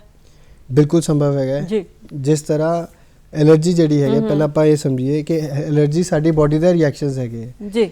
ਸਾਡੀ ਬੋਡੀ ਨੋਰਮਲ ਮਿਊਕਸ ਪ੍ਰੋਡਿਊਸ ਕਰਦੀ ਹੈ ਨੱਕ ਦੇ ਵਿੱਚ ਥੋੜਾ ਰੇਸ਼ਾ ਬੰਦਾ ਹੈ ਨੱਕ ਮੋਇਸਟ ਰਹਿੰਦਾ ਹੈ ਮਗਰ ਜਦੋਂ ਸਾਡੀ ਬੋਡੀ ਹਾਈਪਰ ਐਕਟਿਵ ਹੋ ਜਾਏ ਜਾਂ ਹਾਈਪਰ ਸੈਂਸਿਟਿਵ ਹੋ ਜਾਏ ਕਿਸੇ ਚੀਜ਼ ਤੋਂ ਜਾਂ ਪਲਾਂਟ ਤੋਂ ਥੋੜੀ ਜਿਹੀ ਸਮੈਲ ਤੋਂ ਹੀ ਉਹਦੇ ਬੋਡੀ ਮਿਊਕਸ ਜ਼ਿਆਦਾ ਪ੍ਰੋਡਿਊਸ ਕਰਨ ਲੱਗ ਜਾਏ ਉਹਨੂੰ ਆਪਾਂ ਐਲਰਜਿਕ ਰਿਐਕਸ਼ਨ ਕਹਿੰਦੇ ਜਾਂ ਸਾਡੀ ਬੋਡੀ ਦੇ ਸਕਿਨ ਦੇ ਉੱਪਰ ਰੈਸ਼ਿਸ ਆ ਜਾਂਦੇ ਹੈ ਇੱਕ ਉਹ ਐਲਰਜੀ ਦਾ ਇੱਕ ਟਾਈਪ ਹੈਗੀ। ਥਰਡ ਟਾਈਪ ਜਿਹੜੀ ਹੈਗੀ ਹੈ ਸਾਡੇ ਰੈਸਪੀਰੇਟਰੀ ਆਰਗਨ ਸਾਡੀ ਚੈਸਟ ਦੇ ਵਿੱਚ ਉਹਦੇ ਵਿੱਚ ਰੇਸ਼ਾ ਇਕੱਠਾ ਹੋ ਜਾਂਦਾ ਉਹ ਵੀ ਇੱਕ ਤਰ੍ਹਾਂ ਦੀ ਐਲਰਜਿਕ ਰਿਐਕਸ਼ਨ ਹੁੰਦੀ ਹੈ। ਇਹ ਸਾਰੇ ਐਲਰਜਿਕ ਰਿਐਕਸ਼ਨ ਇਸ ਕਰਕੇ ਆ ਰਹੇ ਹੈ ਕਿਉਂਕਿ ਸਾਡੀ ਬੋਡੀ ਜਿਹੜੀ ਵਾਈਟਲ ਫੋਰਸ ਜਾਂ ਬਿਹੇਵੀਅਰ ਸਾਡੇ ਹੈਗੇ ਉਹ ਹਾਈਪਰ ਐਕਟਿਵ ਹੋ ਗਏ ਹੋਏ ਜੀ ਜੀ ਉਹ ਛੋਟੀ ਛੋਟੀ ਬੋਡੀ ਦੇ ਸਟਿਮੂਲਸ ਨੂੰ ਜਾਂ ਆਸ-ਪਾਸ ਦੀ ਸਮੈਲ ਨੂੰ ਕੈਮੀਕਲ ਨੂੰ ਹਾਈਪਰ ਹੋ ਕੇ ਰਿਐਕਟ ਕਰਦੇ ਜੀ ਜੀ। ਹੋਮਿਓਪੈਥੀ ਇਸ ਚੀਜ਼ ਨੂੰ ਇਸ ਤਰ੍ਹਾਂ ਇਫੈਕਟਿਵ ਹੁੰਦੀ ਹੈ ਕਿ ਇਹ ਬੋਡੀ ਦੇ ਜਿਹੜੇ ਹਾਈਪਰ ਐਕਸ਼ਨਸ ਹੈਗੇ ਇਹ ਉਹ ਮੈਡੀਸਿਨਸ ਦਿੱਤੀਆਂ ਜਾਂਦੀਆਂ ਜਿਹੜੀ ਇਹ ਪ੍ਰੋਡਿਊਸ ਕਰਦੀ ਹੈ ਮਗਰ ਉਹ ਮੈਡੀਸਨ ਨੂੰ ਐਨਰਜਾਈਜ਼ ਕਰਕੇ ਉਹਦੀ ਪੋਟੈਂਸੀ ਚੇਂਜ ਕੀਤੀ ਜਾਂਦੀ ਹੈ ਜਿਸ ਤਰ੍ਹਾਂ ਉਹ ਬੋਡੀ ਨੂੰ ਯਾਦ ਕਰਾਉਂਦੀ ਹੈਗੀ ਕਿ ਆਪਾਂ ਕਿਸ ਤਰ੍ਹਾਂ ਰਿਐਕਟ ਕਰਨਾ ਹੈ। ਜੇ ਕੋਈ ਸਾਨੂੰ ਥੋੜਾ ਸਟਿਮੂਲਸ ਆਇਆ ਆਪਾਂ ਥੋੜਾ ਰਿਐਕਟ ਕਰਨਾ ਹੈ ਜੀ ਜੀ। ਇਹ ਬੋਡੀ ਨੂੰ ਆਪਣੇ ਆਪ ਤੇ ਖੜਾ ਹੋਣਾ ਸਿਖਾ ਦਿੰਦੀ ਹੈ ਇਸ ਕਰਕੇ ਉਹ ਬੋਡੀ ਜਿਹੜੀ ਹੈ ਲੌਂਗ ਟਰਮ ਐਲਰਜਿਕ ਤੋਂ ਜਾਂ ਜੜੋਂ ਠੀਕ ਹੋ ਜਾਂਦੀ ਜੜੋਂ ਠੀਕ ਜਿਹੜੀ ਉਹ ਪ੍ਰੋਬਲਮ ਹੋ ਜਾਂਦੀ ਹੈ। ਤੇ ਜਿਸ ਤਰ੍ਹਾਂ ਐਸਥਮਾ ਦੀ ਅਸੀਂ ਗੱਲ ਕਰੀਏ ਕਿ ਜੇ ਕਿਸੇ ਨੂੰ ਐਸਥਮਾ ਦੀ ਪ੍ਰੋਬਲਮ ਹੈ ਜੇ ਕੋਈ ਇਨਹੇਲਰ ਯੂਜ਼ ਕਰ ਰਿਹਾ ਹੈ ਤੇ ਲਗਾਤਾਰ ਜੇ ਹੋਮਿਓਪੈਥੀ ਮੈਡੀਸਨ ਲਿੱਤੀ ਜਾਵੇ ਤੇ ਇਨਹੇਲਰਸ ਉਤਰ ਸਕਦੇ ਨੇ? ਬਿਲਕੁਲ। ਐਲਰਜੀ ਜਿਹੜੀ ਹੈਗੀ ਹੈ ਉਹ ਜਿਸ ਤਰ੍ਹਾਂ ਦੱਸਿਆ ਕਿ ਉਹ ਰੇਸ਼ਾ ਪ੍ਰੋਡਿਊਸ ਹੁੰਦਾ ਇਨਹੇਲਰਸ ਜਿਹੜੇ ਹੈ ਉਹ ਰੇਸ਼ੇ ਨੂੰ ਦਬਾ ਦਿੰਦੇ ਆ ਸਪਰੈਸ ਕਰ ਦਿੰਦੇ ਆ। ਹੋਮਿਓਪੈਥੀ ਦਾ ਪ੍ਰਿੰਸੀਪਲ ਇਹ ਕਹਿੰਦਾ ਹੈ ਕਿ ਉਹ ਬੋਡੀ ਦਾ ਜਿਹੜਾ ਰੇਸ਼ਾ ਐਕਸਟਰਾ ਪ੍ਰੋਡਿਊਸ ਹੋ ਰਿਹਾ ਹੈ ਉਹ ਹੋਣਾ ਹੀ ਨਹੀਂ ਚਾਹੀਦਾ ਜੀ। ਜਿੰਨਾ ਨਾਰਮਲ ਹੈ ਉਹਨਾਂ ਪ੍ਰੋਡਿਊਸ ਹੋਣਾ ਚਾਹੀਦਾ ਹੈ ਜੀ।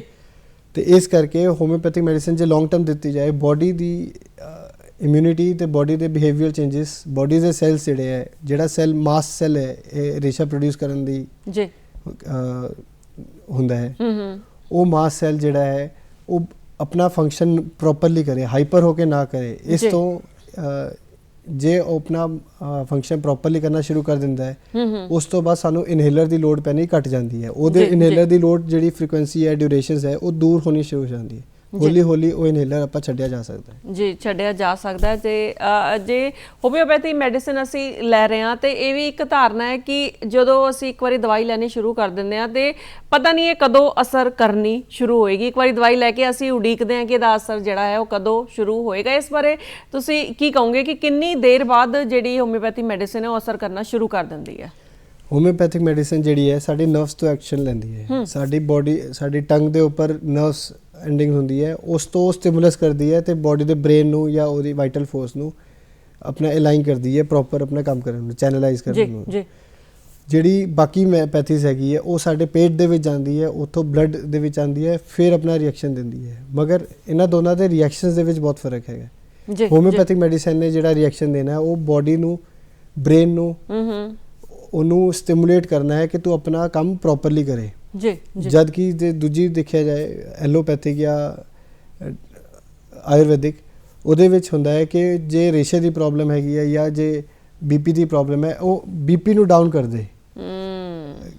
ਚਾਹੇ ਬੋਡੀ ਯੂਰਿਨ ਜ਼ਿਆਦਾ ਪਾਸ ਕਰਕੇ ਬੋਡੀ ਦਾ ਬਲੱਡ ਪ੍ਰੈਸ਼ਰ ਘਟਾਏ, ਚਾਹੇ ਕਿਸੇ ਹੋਰ ਤਰੀਕੇ ਨਾਲ ਬਲੱਡ ਵੈਸਲਸ ਨੂੰ ਡਾਇਲੇਟ ਕਰਕੇ ਕਰੇ, ਪਰ ਉਹ ਬੀਪੀ ਵਧਣ ਦਾ ਜਿਹੜਾ ਰੂਟ ਕਾਜ਼ ਹੈਗਾ ਹੈ, ਜਿਹੜਾ ਸਾਡੇ ਬ੍ਰੇਨ ਦੇ ਵਿੱਚ ਉਹਨੂੰ ਕੰਟਰੋਲ ਕਰਦਾ ਹੈ, ਜੀ, ਮੈਡੂਲਾ ਓਬਲੋਂਗੇਟਾ, ਉਹਨੂੰ ਰੈਗੂਲੇਟ ਨਹੀਂ ਕਰ ਰਹੀ ਹੈ। ਉਹ ਹੋਮਿਓਪੈਥੀ ਮੈਡੀਸਨ ਨੇ ਹੀ ਉਹਨੂੰ ਸਟਿਮੂਲੇਟ ਕਰਨਾ ਹੈ ਤੇ ਉਹਨੇ ਆਪਣਾ ਬਲੱਡ ਪ੍ਰੈਸ਼ਰ ਆਪਣੇ ਆਪ ਰੈਗੂਲੇਟ ਕਰਨਾ ਸ਼ੁਰੂ ਕਰਨਾ ਹੈ। ਜੀ। ਇਹ ਫਿਰ ਇਹ ਥੋੜਾ ਜੇ ਇਹਨੂੰ ਟਾਈਮ ਲੱਗ ਰਿਹਾ ਹੈ, ਪਰ ਇਹ ਆਪਣੇ ਆਪ ਠੀਕ ਕਰੂਗੀ।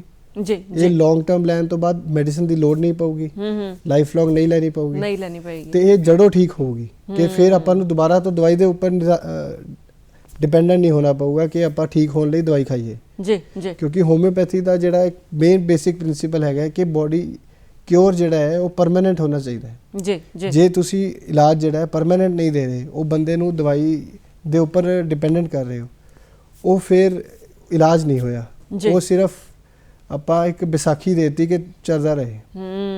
ਬਿਲਕੁਲ ਤੁਸੀਂ ਠੀਕ ਕਿਹਾ। ਤੇ ਜੇ ਛੋਟੇ ਬੱਚਿਆਂ ਦੀ ਅਸੀਂ ਗੱਲ ਕਰੀਏ ਤੇ ਜਿਸ ਤਰ੍ਹਾਂ ਗੱਲ ਕਰ ਰਹੇ ਸੀ ਕਿ ਹੋਮਿਓਪੈਥੀ ਮੈਡੀਸਨ ਦਾ ਅਸਰ ਜਿਹੜਾ ਹੈ ਉਹ ਹੁਣ ਬਦਲਾਅ ਵੀ ਆ ਗਏ ਨੇ, ਜਲਦੀ ਵੀ ਅਸਰ ਕਰ ਰਹੀਆਂ ਨੇ, ਕੁਝ ਮੈਡੀਸਨ ਦੇਣ ਨਾਲ ਵੀ ਅਸਰ ਕਰਦੀਆਂ ਨੇ, ਜਾਂ ਫਿਰ ਜਦੋਂ ਇੱਕ ਮਰੀਜ਼ ਸਾਡੇ ਕੋਲ ਆਉਂਦਾ ਹੈ ਜਿਹੜੇ ਕਈ ਤਰ੍ਹਾਂ ਦੇ ਸਵਾਲ ਪੁੱਛੇ ਜਾਂਦੇ ਨੇ ਉਸਦੇ ਸੁਭਾਅ ਨੂੰ ਸਮਝਣ ਲਈ, ਤਾਂ ਕਿ ਤਾਲਮੇਲ ਬਿਠਾ ਕੇ ਜਿਹੜੀ ਦਵਾਈ ਹੈ ਉਹ ਦਿੱਤੀ ਜਾਵੇ। ਤੇ ਇੱਥੇ ਗੱਲ ਜੇ ਛੋਟੇ ਬੱਚਿਆਂ ਦੀ ਕਰੀਏ ਕਿ ਛੋਟੇ ਬੱਚਿਆਂ ਦੇ ਵਿੱਚ ਵੀ ਹੋਮਿਓਪੈਥੀ ਉਨੀ ਹੀ ਕਾਰਗਰ, ਉਨੀ ਹੀ ਕਾਮਯਾਬ ਹੈ ਜਿੰਨਾ ਅਸੀਂ ਸੋਚਦੇ ਹਾਂ ਇੱਕ ਵੱਡੇ ਬੰਦੇ ਲਈ ਹੋਮਿਓਪੈਥੀ ਕਾਰਗਰ ਸਿੱਧ ਹੁੰਦੀ ਹੈ, ਕਿਉਂਕਿ ਛੋਟੇ ਬੱਚਿਆਂ ਦੇ ਨਾਲ ਇੰਨੇ ਸਵਾਲ ਜਾਂ ਜਵਾਬ ਨਹੀਂ ਕੀਤੇ ਜਾ ਸਕਦੇ। ਤੇ ਇਸ ਤੋਂ ਉੱਪਰ ਜਿਹੜੀ ਗੱਲ ਹੈ ਕਿ ਇੱਕ ਪੇਸ਼ੈਂਸ ਦੀ ਜਿਹੜੀ ਬੱਚਿਆਂ ਦੇ ਵਿੱਚ ਕਮੀ ਹੁੰਦੀ ਹੈ। ਛੋਟੇ ਬੱਚਿਆਂ ਦਾ ਜਿਹੜਾ ਇਲਾਜ ਹੈਗਾ ਹੋਮਿਓਪੈਥੀ ਦੇ, ਮੇਰੇ ਆਪਣੀ ਪ੍ਰੈਕਟਿਸ ਦੇ ਵਿੱਚ ਮੈਂ ਦੇਖਿਆ ਮੈਨੂੰ ਜ਼ਿਆਦਾ ਈਜ਼ੀ ਲੱਗਦਾ ਹੈ, ਆਸਾਨ ਜ਼ਿਆਦਾ ਹੈਗਾ, ਕਿਉਂਕਿ ਹੋਮਿਓਪੈਥੀ ਜਿਹੜੀ ਹੈਗੀ ਬੱਚਿਆਂ ਦੇ ਬਿਹੇਵੀਅਰ ਚੇਂਜਸ, ਅਸੀਂ ਹੁਣ ਵੱਡੇ ਹੋ ਗਏ ਹਾਂ, ਸਾਨੂੰ ਆਪਣੇ ਰਿਐਕਸ਼ਨਸ ਨੂੰ ਕੰਟਰੋਲ ਕਰਨਾ ਆ ਗਿਆ ਹੈ, ਸਾਨੂੰ ਝੂਠ ਬੋਲਣਾ ਆ ਗਿਆ ਹੈ। ਜਿਹੜੇ ਬੱਚੇ ਹੁੰਦੇ ਉਹ ਸੱਚੇ ਹੁੰਦੇ ਹੈ। ਜੀ। ਜੀ। ਉਹਨਾਂ ਨੇ ਜਿਹੜੀ ਚੀਜ਼ ਨਹੀਂ ਪਸੰਦ ਹੈ ਉਹ ਕਲੀਅਰ ਕੱਟ ਉਹਨਾਂ ਦੇ ਪਤਾ ਲੱਗ ਜਾਂਦੀ ਹੈ ਕਿ ਇਹ ਚੀਜ਼ ਉਹਨਾਂ ਨੂੰ ਪਸੰਦ ਹੈ, ਇਹ ਚੀਜ਼ ਨਹੀਂ ਪਸੰਦ ਹੈ। ਉਹ ਕੌਨਫੀਡੈਂਟ ਹੈਗਾ, ਉਹ ਮਾਪਿਓ ਤੋਂ ਬਗੈਰ ਬੈਠ ਸਕਦਾ ਮੇਰੇ ਕੈਬਿਨ ਦੇ ਵਿੱਚ ਕਿ ਨਹੀਂ ਬੈਠ ਸਕਦਾ। ਉਸ ਤੋਂ ਉਹਦੀ ਨੇਚਰ ਦੇ, ਬਿਹੇਵੀਅਰ ਦੇ ਬਹੁਤ ਸਾਰੇ ਰਾਜ਼ ਜਿਹੜੇ ਹੈ ਦੇਖ ਕੇ ਖੁੱਲ ਜਾਂਦੇ ਹੈ। ਉਹਨੂੰ ਇਹਨੇ ਸਵਾਲ ਪੁੱਛਣ ਦੀ ਲੋੜ ਨਹੀਂ ਪੈਂਦੀ ਹੈ, ਉਹਨੂੰ ਸਿਰਫ ਦੇਖਣ ਦੀ ਲੋੜ ਪੈਂਦੀ ਹੈ ਤੇ ਧਿਆਨ ਨਾਲ ਓਬਜ਼ਰਵ ਕਰਨ ਦੀ, ਉਹਦੀ ਹਰਕਤਾਂ, ਉਹਦੀ ਗੱਲਾਂ ਬਾਤਾਂ, ਉਹਦੇ ਇਸ਼ਾਰੇ, ਉਹ ਚੀਜ਼ਾਂ ਸਮਝੋ ਤੇ ਉਹਦੇ ਨਾਲ ਉਹਦੇ ਬਿਹੇਵੀਅਰ ਨੂੰ ਸਮਝ ਸਕਦੇ ਹੋ, ਜਿਸ ਤੋਂ ਤੁਸੀਂ ਪ੍ਰੋਪਰ ਉਹਨੂੰ ਮੈਡੀਸਨ ਦੇ ਸਕਦੇ ਹੋ। ਮੈਡੀਸਨ ਜਿਹੜੀ ਉਹ ਦੇ ਸਕਦੇ ਹੋ। ਦੂਜਾ ਕਾਰਨ ਇਹ ਫਾਇਦਾ ਰਹਿੰਦਾ ਹੈ ਕਿ ਜਿਹੜੇ ਵੱਡੇ ਹੈਗੇ ਉਹਨਾਂ ਨੇ ਇੰਨੀ ਪਹਿਲਾਂ ਸ਼ੁਰੂ ਤੋਂ ਮੋਸਟਲੀ ਜਿਹੜੇ ਪੇਸ਼ੈਂਟ ਆਉਂਦੇ ਹੈ ਉਹ ਪਹਿਲਾਂ ਦੂਜੀਆਂ ਦਵਾਈਆਂ ਟਰਾਈ ਕਰਕੇ ਥੱਕ ਹਾਰ ਕੇ ਫਿਰ ਆਉਂਦੇ ਹੈ। ਉਹਨਾਂ ਨੇ ਆਪਣੀ ਜਿਹੜੀ ਬੋਡੀ ਦੇ ਰਿਐਕਸ਼ਨਸ ਹੈ ਉਹਨੂੰ ਪਹਿਲਾਂ ਹੀ ਇੰਨਾ ਦਬਾ ਚੁੱਕੇ ਹੈਗੇ, ਇੰਨਾ ਸਪਰੈਸ ਕਰ ਚੁੱਕੇ ਹੈ ਕਿ ਉਹ ਨੈਚੁਰਲ ਰਿਐਕਸ਼ਨਸ ਨਹੀਂ ਹੁੰਦੇ ਤੇ ਇਸ ਕਰਕੇ ਉਹਨਾਂ ਨੂੰ ਹੋਰ ਜ਼ਿਆਦਾ ਅੰਡਰਸਟੈਂਡ ਕਰਨਾ ਪੈਂਦਾ ਹੈ। ਜੀ। ਤੇ ਬੱਚਿਆਂ ਦੀ ਤੁਸੀਂ ਗੱਲ ਕੀਤੀ ਕਿ ਮਤਲਬ ਬੱਚਿਆਂ ਲਈ ਵੀ ਹੋਮਿਓਪੈਥੀ ਮੈਡੀਸਨ ਉਨੀ ਹੀ ਕਾਮਯਾਬ ਹੈ ਜਿੰਨੀ ਵੱਡਿਆਂ ਲਈ। ਤੇ ਜੇ ਗੱਲ ਇਹ ਕਰੀਏ ਕਿ ਨਸ਼ਾ, ਜੇ ਅਸੀਂ ਨਸ਼ਿਆਂ ਦੀ ਗੱਲ ਕਰੀਏ ਕਿ ਜੇ ਕੋਈ ਨਸ਼ਾ ਛੱਡਣਾ ਚਾਹੁੰਦਾ ਹੈ ਤੇ ਕੀ ਉਹ ਹੋਮਿਓਪੈਥੀ ਮੈਡੀਸਿਨਸ ਦਾ ਸਹਾਰਾ ਲੈ ਸਕਦਾ ਹੈ? ਸੰਖੇਪ ਦੇ ਵਿੱਚ ਇਹ ਗੱਲ ਕਰਾਂਗੇ ਜੀ। ਜਿਹੜਾ ਨਸ਼ੇ ਕਰਦੇ ਹੈ ਉਹ ਇਸ ਤਰ੍ਹਾਂ ਹੁੰਦੇ ਆ, ਉਹਨਾਂ ਦੀ ਆਪਣੀ એનર્ਜੀ ਜਾਂ ਆਪਣੀ ਬੋਡੀ ਦੀ ਰਿਐਕਸ਼ਨਸ ਜਿਹੜੇ ਹੈ ਉਹ ਦੱਬੇ ਹੋਏ ਹੈ, ਉਹਨਾਂ ਨੂੰ ਬਾਹਰੋਂ ਸਟਿਮੂਲਸ ਲੈਣਾ ਪੈਂਦਾ ਤਾਂ ਉਹ ਆਪਣਾ ਕੰਮ ਕਰ ਪਾਉਂਦੇ ਹੈ ਜੀ। ਇਹ ਅਨਨੈਚੁਰਲ ਪ੍ਰੋਸੈਸ ਹੈ, ਇਹ ਨੈਚੁਰਲ ਨਹੀਂ ਹੈ। ਜੇ ਤੁਹਾਨੂੰ ਕਿਸੇ ਨੂੰ ਕਿਸੇ ਹੋਰ ਚੀਜ਼ ਖਾਣ ਤੋਂ, ਸੇਵਨ ਕਰਨ ਤੋਂ ਬਾਅਦ ਉਹਦੀ ਸਰੀਰ ਕੰਮ ਕਰਦਾ ਪਿਆ ਤੇ ਉਹ ਸਹੀ ਨਹੀਂ ਹੈ। ਹੋਮਿਓਪੈਥੀ ਕੀ ਕਰਦੀ ਹੈ? ਹੋਮਿਓਪੈਥੀ ਉਹਦੀ ਦਿਮਾਗ ਦੀ ਵਰਕਿੰਗ ਇਸ ਤਰ੍ਹਾਂ ਵਾਪਸ ਠੀਕ ਕਰ ਦਿੰਦੀ ਹੈ ਕਿ ਉਹਨੂੰ ਉਹ ਚੀਜ਼ਾਂ ਦੀ ਲੋੜ ਨਹੀਂ ਪੈਂਦੀ। ਜੇ ਉਹ ਉਹਦਾ ਸੇਵਨ ਕਰ ਵੀ ਲੈਂਦਾ ਹੈ ਤੇ ਉਹਦੀ ਸਰੀਰ, ਉਹਦਾ ਦਿਮਾਗ ਉਹਨੂੰ ਇਹ ਸਮਝਾਉਂਦਾ ਹੈ, ਉਹਨੂੰ ਇਹ ਸਿੰਪਟਮ ਪ੍ਰੋਡਿਊਸ ਕਰਦਾ ਹੈ ਕਿ ਉਹਨੂੰ ਇਹ ਅਨਕੰਫਰਟੇਬਲ ਫੀਲ ਹੁੰਦੀ ਹੈ। ਇਸ ਤੋਂ ਉਹ ਨਸ਼ਾ ਛੋੜਨ ਦੇ ਜ਼ਿਆਦਾ ਆਸਾਨੀ ਹੁੰਦੀ ਹੈ ਉਹਨੂੰ। ਜੀ ਯਾਨੀ ਕਿ ਹੋਮਿਓਪੈਥੀ ਮੈਡੀਸਿਨਸ ਦੇ ਨਾਲ ਜੇ ਕੋਈ ਨਸ਼ਾ ਵੀ ਛੱਡਣਾ ਚਾਹੁੰਦਾ ਹੈ ਬਹੁਤ ਤੇ ਸਾਰੇ- ਪੂਰੀ ਤਰ੍ਹਾਂ ਪੋਜ਼ਿਟਿਵ ਰਿਜ਼ਲਟ ਜਿਹੜੇ ਬਹੁਤ ਸਾਰੇ ਪੇਸ਼ੈਂਟਸ ਹੈਗੇ ਆ ਜਿਹੜੇ ਇਸ ਨੂੰ ਬਹੁਤ ਖੁਸ਼ੀ ਮੈਨੂੰ ਕਹਿ ਕੇ ਜਾਂਦੇ ਕਿ ਸਾਨੂੰ ਜੀ ਜੀ ਬੜਾ ਆਸਾਨ ਹੋਇਆ, ਕੋਈ ਵਿਡਰੋਲ ਇਫੈਕਟਸ ਨਹੀਂ ਆਏ ਤੇ ਬੜਾ ਆਸਾਨੀ ਨਾਲ ਸਾਨੂੰ ਛੱਡਣਾ ਪਿਆ। ਜੀ। ਤੇ ਡਾਕਟਰ ਸਾਹਿਬ ਤੁਸੀਂ ਸਾਡੇ ਸਟੂਡੀਓ ਦੇ ਵਿੱਚ ਆਏ ਹੋਮਿਓਪੈਥੀ ਨੂੰ ਲੈ ਕੇ, ਤੁਸੀਂ ਬੜੇ ਡਿਟੇਲ ਦੇ ਵਿੱਚ ਗੱਲਾਂ ਦੱਸੀਆਂ, ਤੁਹਾਡਾ ਬਹੁਤ ਬਹੁਤ ਸ਼ੁਕਰੀਆ। ਥੈਂਕ ਯੂ ਜੀ, ਬਹੁਤ ਬਹੁਤ ਧੰਨਵਾਦ।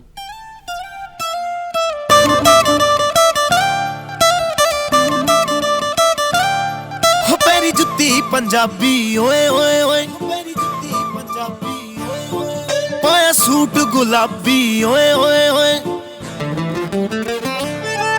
ਮੇਰੀ ਜੁੱਤੀ ਪੰਜਾਬੀ ਓਏ ਓਏ ਓਏ, ਪਾਇਆ ਸੂਟ ਗੁਲਾਬੀ ਓਏ ਓਏ, ਨਸ਼ੇ ਵਾਂਗੂ ਚੜਦੀ ਜਾਵੇ ਹੋ ਅੱਖ ਮੇਰੀ ਲੜਦੀ ਜਾਵੇ, ਨਸ਼ੇ ਵਾਂਗੂ ਚੜਦੀ ਓ ਅੱਖ ਮੇਰੀ ਲੜਦੀ ਵੇਖ ਕੇ ਅੱਖ ਸ਼ਰਾਬੀ ਓਏ ਹੋਏ ਹੋਏ, ਮੇਰੀ ਜੁੱਤੀ ਪੰਜਾਬੀ ਓਏ ਹੋਏ ਹੋਏ, ਪਾਇਆ ਸੂਟ ਗੁਲਾਬੀ ਓਏ ਹੋਏ ਹੋਏ, ਮੇਰੀ ਜੁੱਤੀ ਪੰਜਾਬੀ ਓਏ